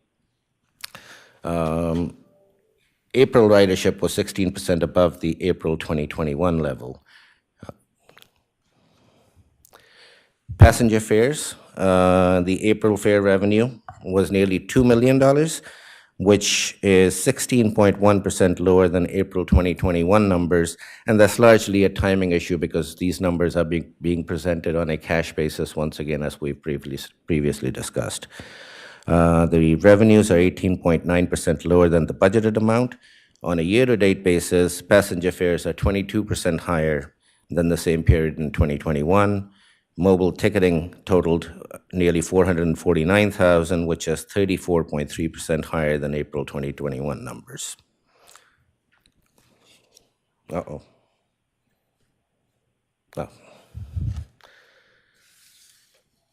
Sales tax, as we've discussed, has been the greatest source of unrestricted revenue sources for the general fund.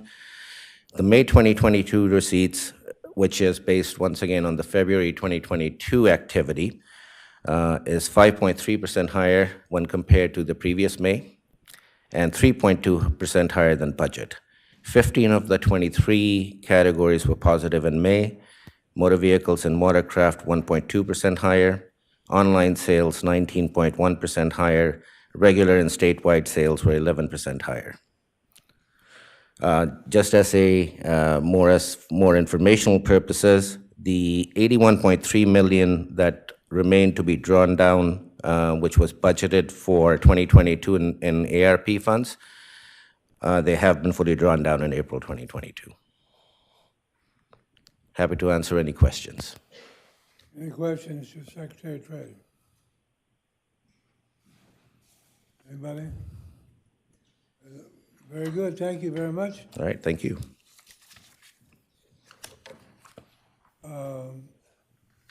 General Manager? Reverend Lucas, I'll be presenting for the General Manager. Thank you. Thank you. Would you identify yourself? Yes. Good morning, Reverend Lucas, members of the board. My name is Flauncey Kaver. I'm the Chief Operating Officer for the Greater Cleveland RTA. And today I will be presenting the General Manager's report on behalf of our CEO, Ms. Birdsong.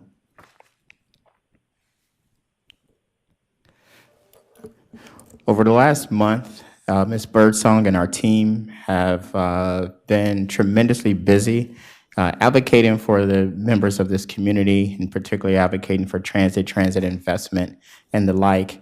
On May 5th, we had the opportunity where the general manager was involved in a discussion with the leadership of Tri-C, with Congresswoman Shontel Brown and Pete Buttigieg, who is the U.S. Secretary of Transportation. Their meeting was highlighting the nexus between transportation and education, and looked at new strategies and new ways that those types of organizations can come together in order to develop workforce and upskill the current workers that are in the field. There was good conversation about the IIJ funding, which is the largest and most transformative infusion of public funds. Our CEO had the opportunity to facilitate a town hall meeting where the audience were able to ask questions of both the U.S. Secretary as well as our U.S. Congresswoman, Shontel Brown. It was a tremendous event, and Ms. McCall was there. And so we had Ms. McCall as well as Reverend Lucas there to represent our board at that time. So it was a great opportunity to showcase RTA and our partnerships. As Reverend Lucas and the chief discussed, yes. If you go back to that slide, interestingly enough, this picture was taken the day after the election. And so the Congress lady had just been reelected, and we were able to congratulate her on her election at that event. We had a wonderful exchange with the secretary. He's very personable, and we are looking forward to some continued work with him. This meeting generated $53 million, is that right? To help with the training of the drivers with RC. Yeah, there will be funds developed as a part of many of the grant items. We will be applying for a grant for electric vehicles, of which 5% of that grant total will be dedicated to innovative partnerships and collaborations with education institutions. All right, thank you. Thank you, Reverend. As the board chair mentioned earlier, and our chief came up to discuss, we were able to have our transit police promotion ceremony, and we were happy to have Reverend Lucas on behalf of the board to provide remarks, Ms. Birdsong and myself. And in addition, Mayor Weiss, as you can see in the middle picture, came to enjoy the celebration of our police promotions, a terrific event led by a bagpipes player that brought in our new leaders in the Transit Police Department. Ms. Birdsong has also been involved in ensuring that she provides mentoring to other women in business throughout the community, and she, on April 25th, was able to host a conversation on Mentoring Monday, where she was able to impart wisdom to a group of women, hundreds of women, who were looking at understanding how their experiences in the workplace, how having children while being professionals, and thinking about the challenges that women have and female leadership has to go through. And she was able to share her story and try to uplift those individuals who were able to attend the event.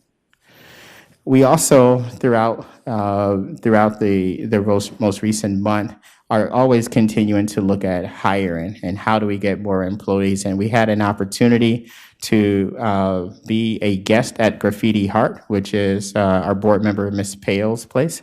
And I'll take you through some pictures and then ask Ms. Pale if she might want to have some remarks as to the event. But we'll just take you through pictures. This is one of our mechanic supervisors who came out to speak. We had just groups and groups of people who came out to learn about opportunities that RTA has and to think about and do so in a beautiful art place where they could be motivated by the art that was around them. And we appreciate Ms. Pale. Ms. Pale, would you have any words that you'd like to share with the board and with the community? Certainly. Thank you. Yes, it was a wonderful event. I had a great time meeting the staff members and getting to know them better, as well as the community that came to the event and participated and wanted to become part of RTA. So that was just wonderful. So I thank you all, and I hope that we can have another event in the future too. Whether it be a hiring event, the police come, whoever, come on up. Thank you for, Everyone is welcomed. thank you for the invite. The pictures were terrific, and George and his team were really excited when they came back about the art that was there, but just the vibe that was in the room. On behalf of our CEO, the executive management team, and employees of RTA, we want to welcome Ms. Lauren Welch to our board. We look forward to working with you and getting to know you better throughout your service to this community. And we all we're here today, but on behalf of our CEO, I do want to express our gratification as well as congratulations to the Transiteers for their new exhibit in the Cleveland History Museum. And these are some of the pictures from the event that are at Reverend Lucas is speaking on the left, as well as other pictures related to the Transiteers. Our team was able to also, just a week ago, have our executive retreat, which was a tremendous team building opportunity. We went through a session where we learned about the platinum rule and behavior style, sort of a DISC or Myers-Briggs type indicator, where our team was able to review and understand and get to know each other's personality styles and leadership styles. But the highlight of the day was that we were able to build bikes for tykes. And so the team building exercise were 5 groups that were building bicycles, and we were able to partner with Tri-C and with the Boys and Girls Club in order to provide bikes for members of our communities, and just had a tremendous opportunity to gel as a team, but to also make a little bit of change for the community that we serve. RTA was recognized as a transportation leader at the Women in Transportation group. We were the Employer of the Year, and we actually had Mary Beth Feek, who went to Seattle to represent RTA. And it just, we were awarded this for our outstanding innovation and leadership, as well as the environment that we have that is supportive of women throughout our organization and their career programs and advancements programs within the organization. And so we're very excited and honored to have received the Employer of the Year from the WTS group. Are you, okay. We have a video also.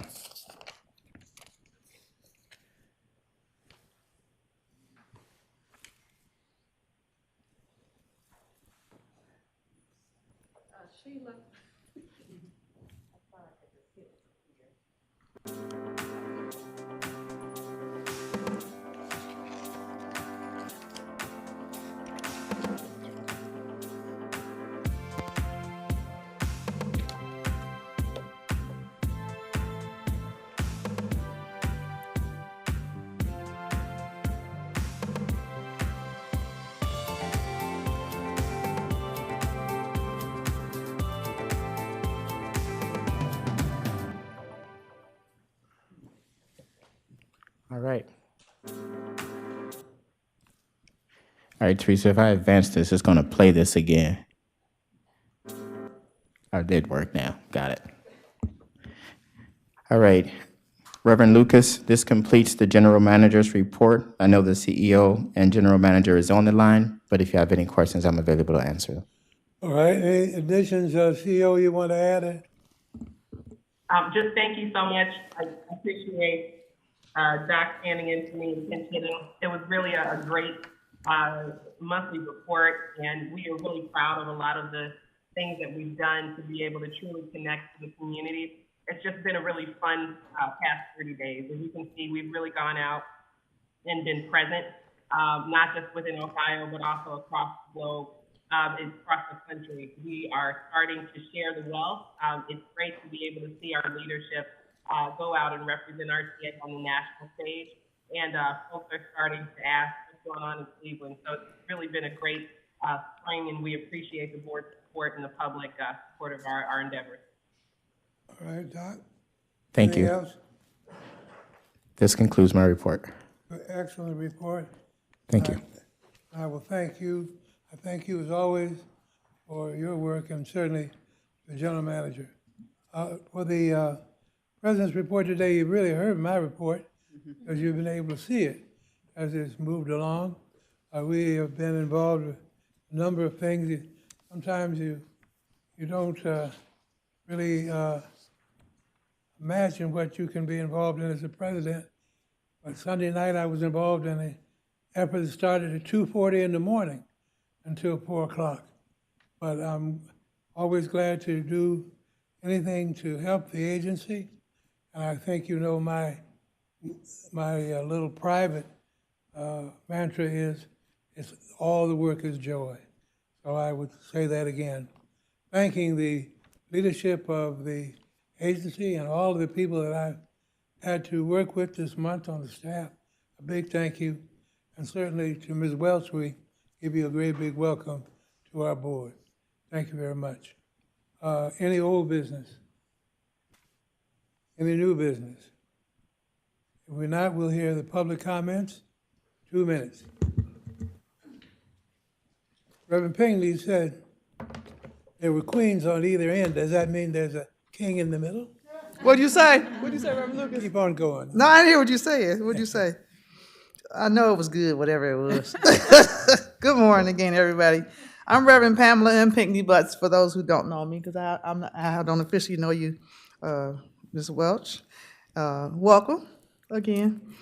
And I'm going to read my list, and then if I have time, I can elaborate. Okay, you all? Is that okay with everybody? All right. One of the light rail operators is concerned still about the homeless population on the heavy rail. And she and I had a discussion this morning, and we agree that these people don't need to be incarcerated or put in mental institutions. We need to find out what their problems are to get them some help. The other thing, the Superior Station, I want to know if it's corrected yet. The shelters, the care, especially those people who have adopted our shelters, and the use of our shelters. I'm still concerned about the red line fare collection, which has not been taking place for almost 3 years now. India, come on back soon, and we need a conversation again. And include me in the mentoring on Mondays. I have a couple initiatives. One, global engagement, dissolving violence against women and children, and Mothers Matter, Moms Matter, which is in conjunction with my NBN network. And I'd like to be in those discussions with you to help the community. I'd like to know also about people of color in our media communications. And also in the mentoring Mondays, and also how many people of color are in administration and leadership in here. And the women in transportation, who is the leadership and how many women of color are in that? So thank you all so much, and let's move forward, not backwards. Everybody ready to move ahead? Okay. Mothers' lives matter, moms' lives matter, families matter, and all of us in this room do matter. Have a blessed day. All right. Anybody else here make a public comment?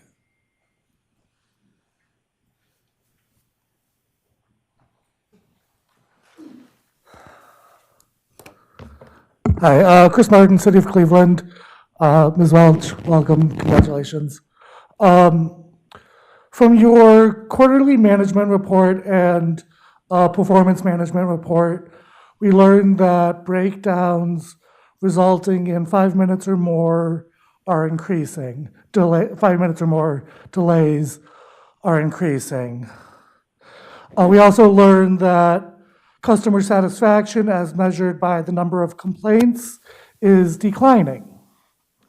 Now, my question is, how are you measuring these on your scorecard? Declining customer satisfaction and increasing unreliability.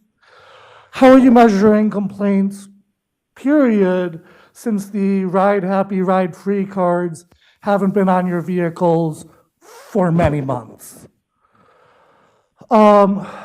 Curious how the capital improvements being funded under the infrastructure bill are going to increase access to transit.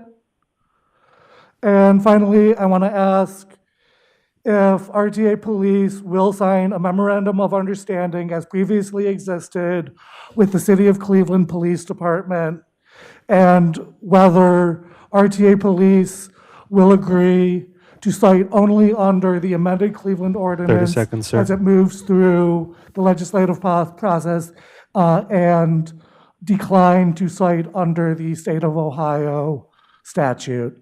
So those are my questions. Thanks so much. All right, Doc, you want to handle it first? Chief, you want to handle that? Hello, testing. Can you hear me?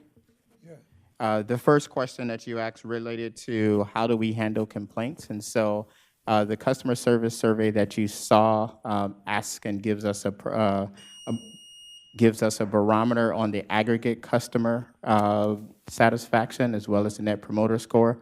But we do continue to have a customer complaint system, and our internal measure that we measure our boardings per complaint. And so our teams do manage and do have metrics related to how timely we get back to customers who complain and who officially complain through the complaint system. So that process is still there. We do not have the Ride Happy, Ride Free program anymore, so that's why you don't see it, those cards. But we do have a process for people to complain and get access so that we can understand their specific issues and address those issues. I'll take the chief's question. You asked, are we going to sign on and will we exclusively agree to only citing under the Cleveland Code? And as a regional institution, we have, the Cleveland Code does not relate to Shaker and other places. And so as a regional organization, it's our process. We have a police department that has to navigate the entire county, and we'll continue to provide under the state code. All right. What about my questions? I haven't heard any answers to it. Your question was the homeless problem, Superior Rapid Station. Yes. Yes, so it is not fixed, but it is in our process. The elevator there still does work, so there's a way for customers to come out of that station, and the elevator is also the use for those customers, who need and have a wheelchair. As it relates to your question on the homeless, our rapid operators do experience homelessness at our stations. Our transit police department is actively working through a process that is aimed at providing dignity and care as it attempts to assist those homeless individuals who are at stations. As a matter of fact, the employee who received the award for the exemplary service for us is an employee who has been very engaged in our homeless initiative. And beginning in COVID-19, we took a very concerted effort to develop programs that sought not to simply try to remove people for trespassing in our stations, but instead looked at ways that we can get those folks help. And so we work with the coalition, the Homeless Coalition locally, and with other agencies to try to attempt to provide services. Now, we do get to places where sometimes there are people who are shelter resistant and who choose not to leave, and then we have to engage with those individuals so that we can get them out of the stations and allow for the paying customers to navigate the station as well as for us to be able to clean the station. And we are continuing that process, working with the county and other organizations so that when we remove people, we can get them help. We do recognize that that's an issue, and we are actively engaging in the program, and processes are ever they're always moving because we always have this issue. And so the unsheltered population, given that many of the homeless shelters have lower numbers of beds available, have come out through the community, and we have seen them on our system. Reverend Lucas, would you ask them to get CEO, Birdsong, and Dr. Cave to answer the rest of my questions at another time? Please call me on the phone. I need some answers, please. All right, thank you very much. All right, well, any other, oh yes, go to the mic, thank you. Go to the mic. Step to the mic, Lou. Go to the mic. Good morning, everybody. Good morning. This is a very productive meeting we have today. We present lots of issues, Lots of a good job we have done. Of course, lots of obstacles we still have to work on. However, all these issues are actually intertwined. In the past, we actually sacrificed lots of things we actually prized of because the budget was tightened, budget was cut unfairly by state and by other situations. So today, this particular report, I have to agree, Mr. McCall addressed a big point here is, lots of the items on this report, it's what we supposed to already offer, but now it becomes good to have. Because of the homeless populations, okay, we change the setting of a rapid station, for example. We already take out lots of all the restrooms, even elevators. But what does that get us to? More problems. So that means lots of solutions, due to the lack of communications, it has become hit and miss. So this is the time we should regroup. And upcoming retreat will be a chance for all of you to actually balance out the situation, not let the budget control our service. Our serious business as a public service to all the community members. Doesn't matter they have money to buy a car or they cannot even afford to rent any place to stay. Thank you very much. You are our champions. Thank you. Thank you. Anybody else here? Anybody else here? All right, anybody on the phone? We have anybody on the phone, Patrick? Yes, we have 3 callers who've remained on the line. Caller extension 8330, you're back on the air if you have additional comments.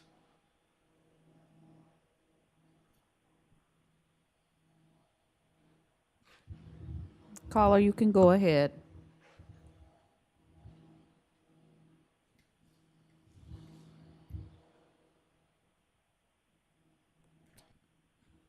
Caller, if you're on the line, can you hear us?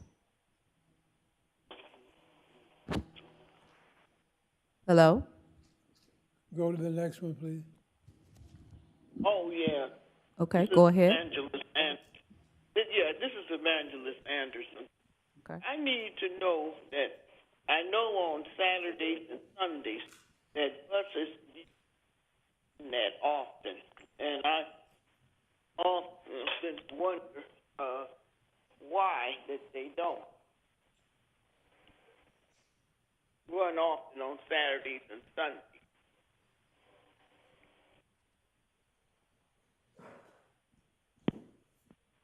Go ahead. Okay. Yeah, so I think I heard the question as, why don't the buses run as often on Saturday? And so I think the last name was Anderson, Miss Anderson? Pastor Anderson, okay. So we, with the next gen system redesign, we did increase service on Saturdays. And so surely the largest component of the working need has historically been the weekdays. But we have noticed and we did increase service on Saturdays and Sundays throughout the weekend with our system redesign, recognizing that members of the community still need to travel there. And so we increased service and frequency on the weekends to provide for better connections on the weekend. But then you know the 40 usually runs a little slower sometimes. Saturdays and Sundays, the 40 line. Okay. And that needs to be increased for like about at least every 20 minutes or so, a half hour on the weekend. 30 seconds, sir. To be increased. Yeah. Thank you. Mm-hmm. Yes. Who is it? Okay, would we like to go to the next caller?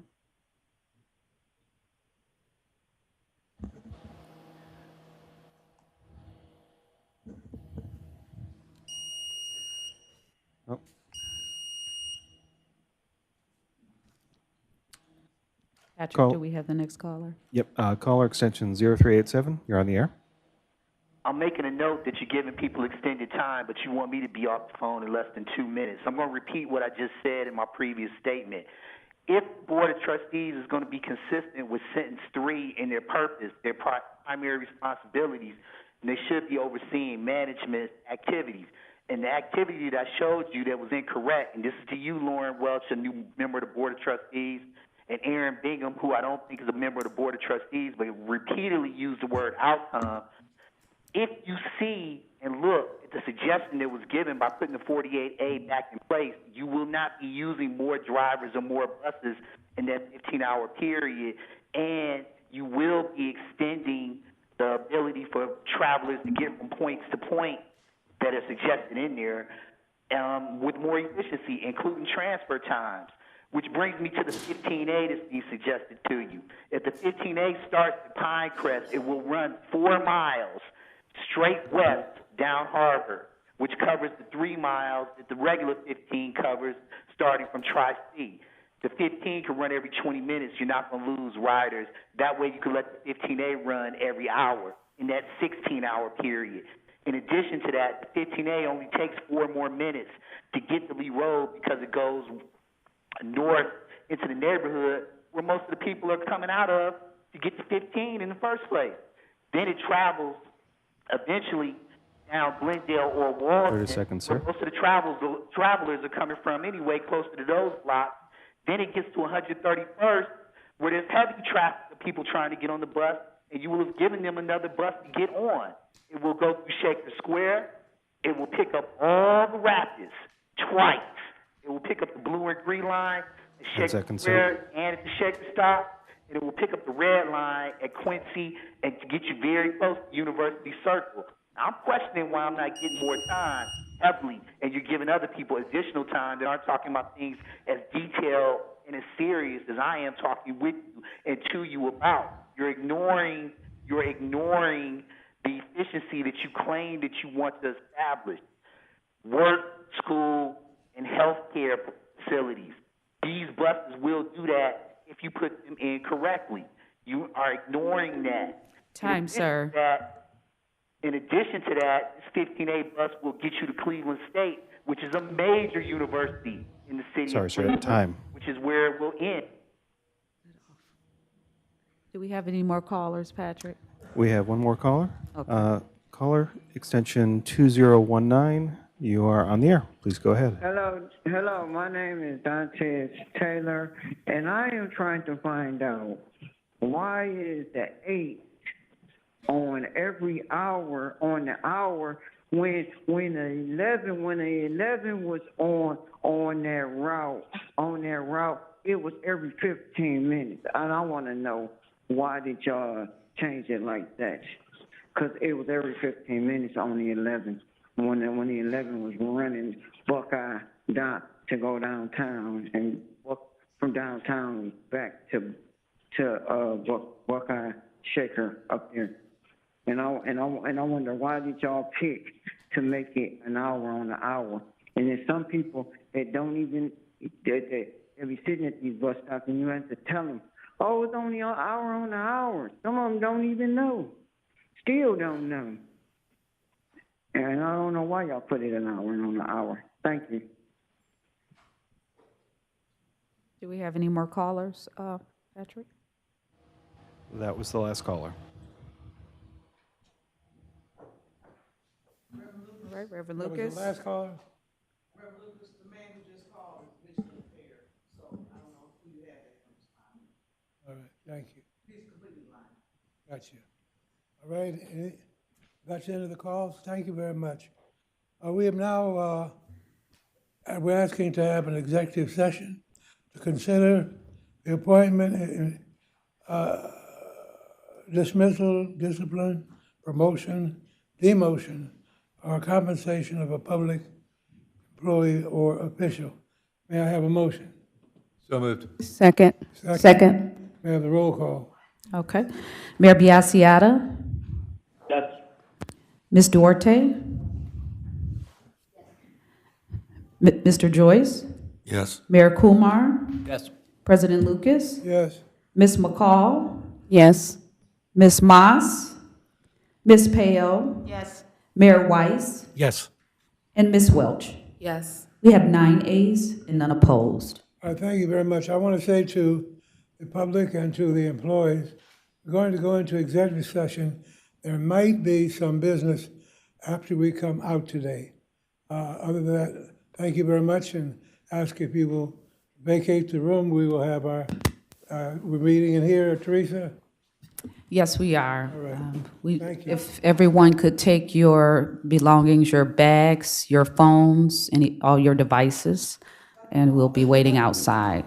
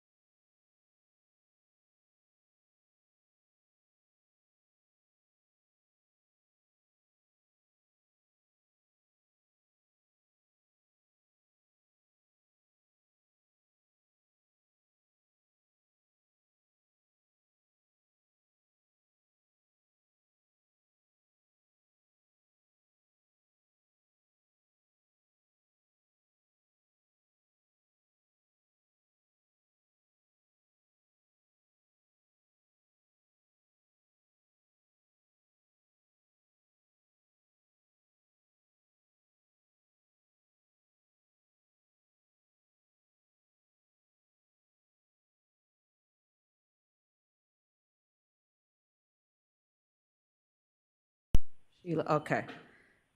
Reverend, we're ready when you're ready. Not ready. Oh, okay. Good.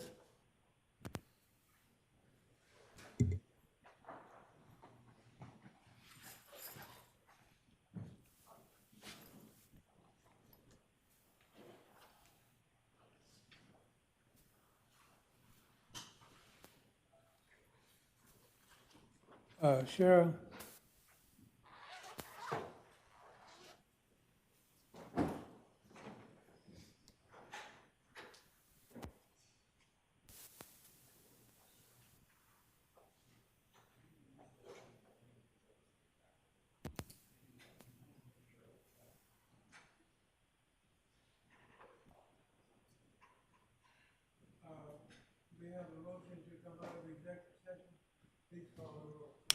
Do we have a motion? So moved. Okay, Second, Luz. okay. Mayor Biassiata?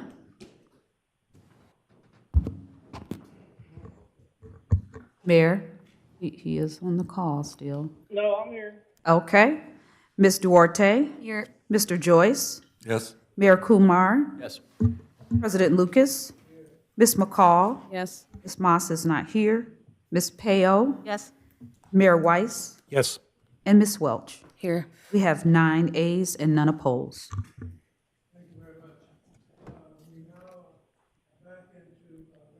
Unbelievable.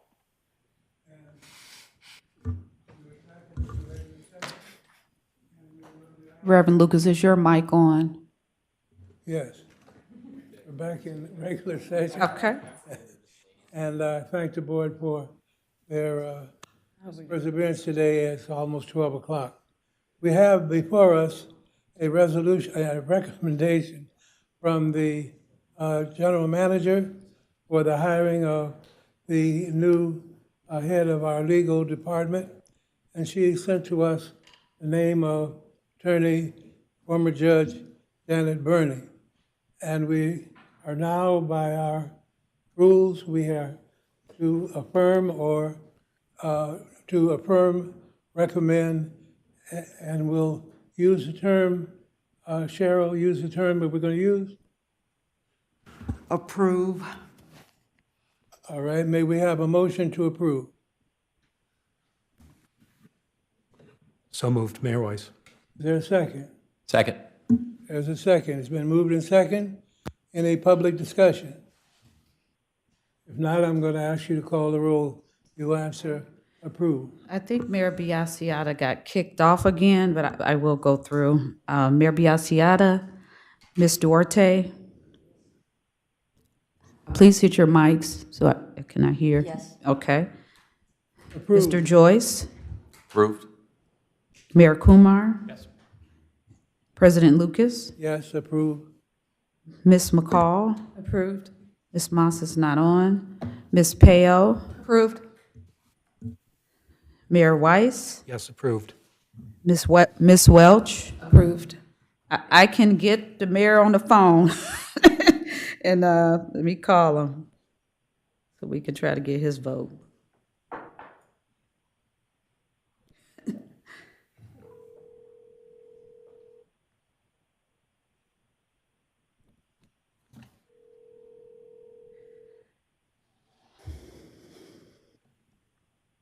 Yes. Mayor, you saying yes? We got you. All right. We have 9 ayes and none opposed. Thank you very, very much. Thanks, Mayor. And would you repeat that so we can make the announcement? The board has approved the appointment of Janet Burney as the choice of our CEO as the new general counsel for the Greater Cleveland Regional Transit Authority.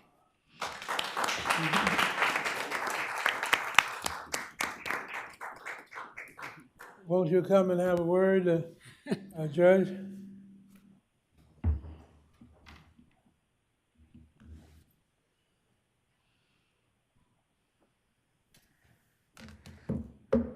Good Good afternoon. Good afternoon. Kind of a surprise, the quick call. First of all, I want to thank the Board of Trustees for approving my selection. I want to thank each and every one of you, President Lucas, and the entire board. I want to thank President Lucas in particular for his support and his encouragement. I also want to thank General Manager India Birdsong for selecting me for this position and I really appreciate the confidence that she has expressed in our legal division and also in me. I welcome this opportunity. I want you guys to know that it really is part of my longstanding commitment to public service. And so being able to be your next general counsel enables me to continue that commitment. I look forward to serving GCRTA as well as the broader community. I know that this is an important position. I know that public transit is very important to our community and to our region. It truly is an economic engine for our community. Lastly, I want to just say two things. I want to thank, I want to thank Cheryl King Benford for her 20-plus years of service as General Counsel for the Greater Cleveland Regional Transit Authority. It makes it a lot easier to come into a position like this when you're following a legacy of excellence in public service. Without that, it would have been an even bigger challenge to assume this position. I want to acknowledge the great and fantastic team in the legal division. And so, again, I just want to say thank you all very much. I'm breathless because Cheryl said run, don't walk. So I want to thank you all very much for this opportunity to serve. And I look forward to continuing the legacy that Cheryl King Benford has established here at RTA. Thank you.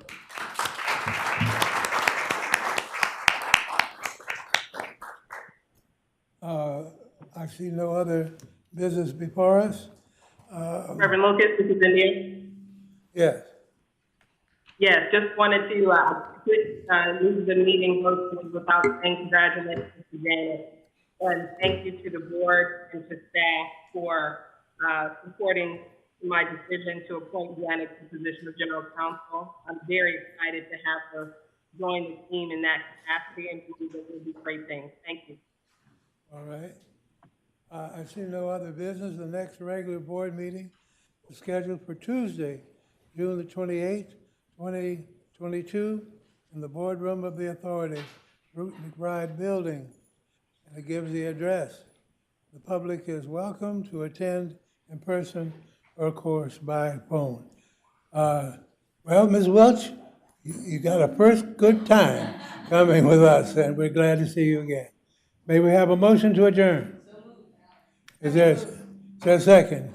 Never discussion, never anything but to say all those in favor. Aye. Thank you very much, board. 3 hours and 15 minutes. Well, you know what? That's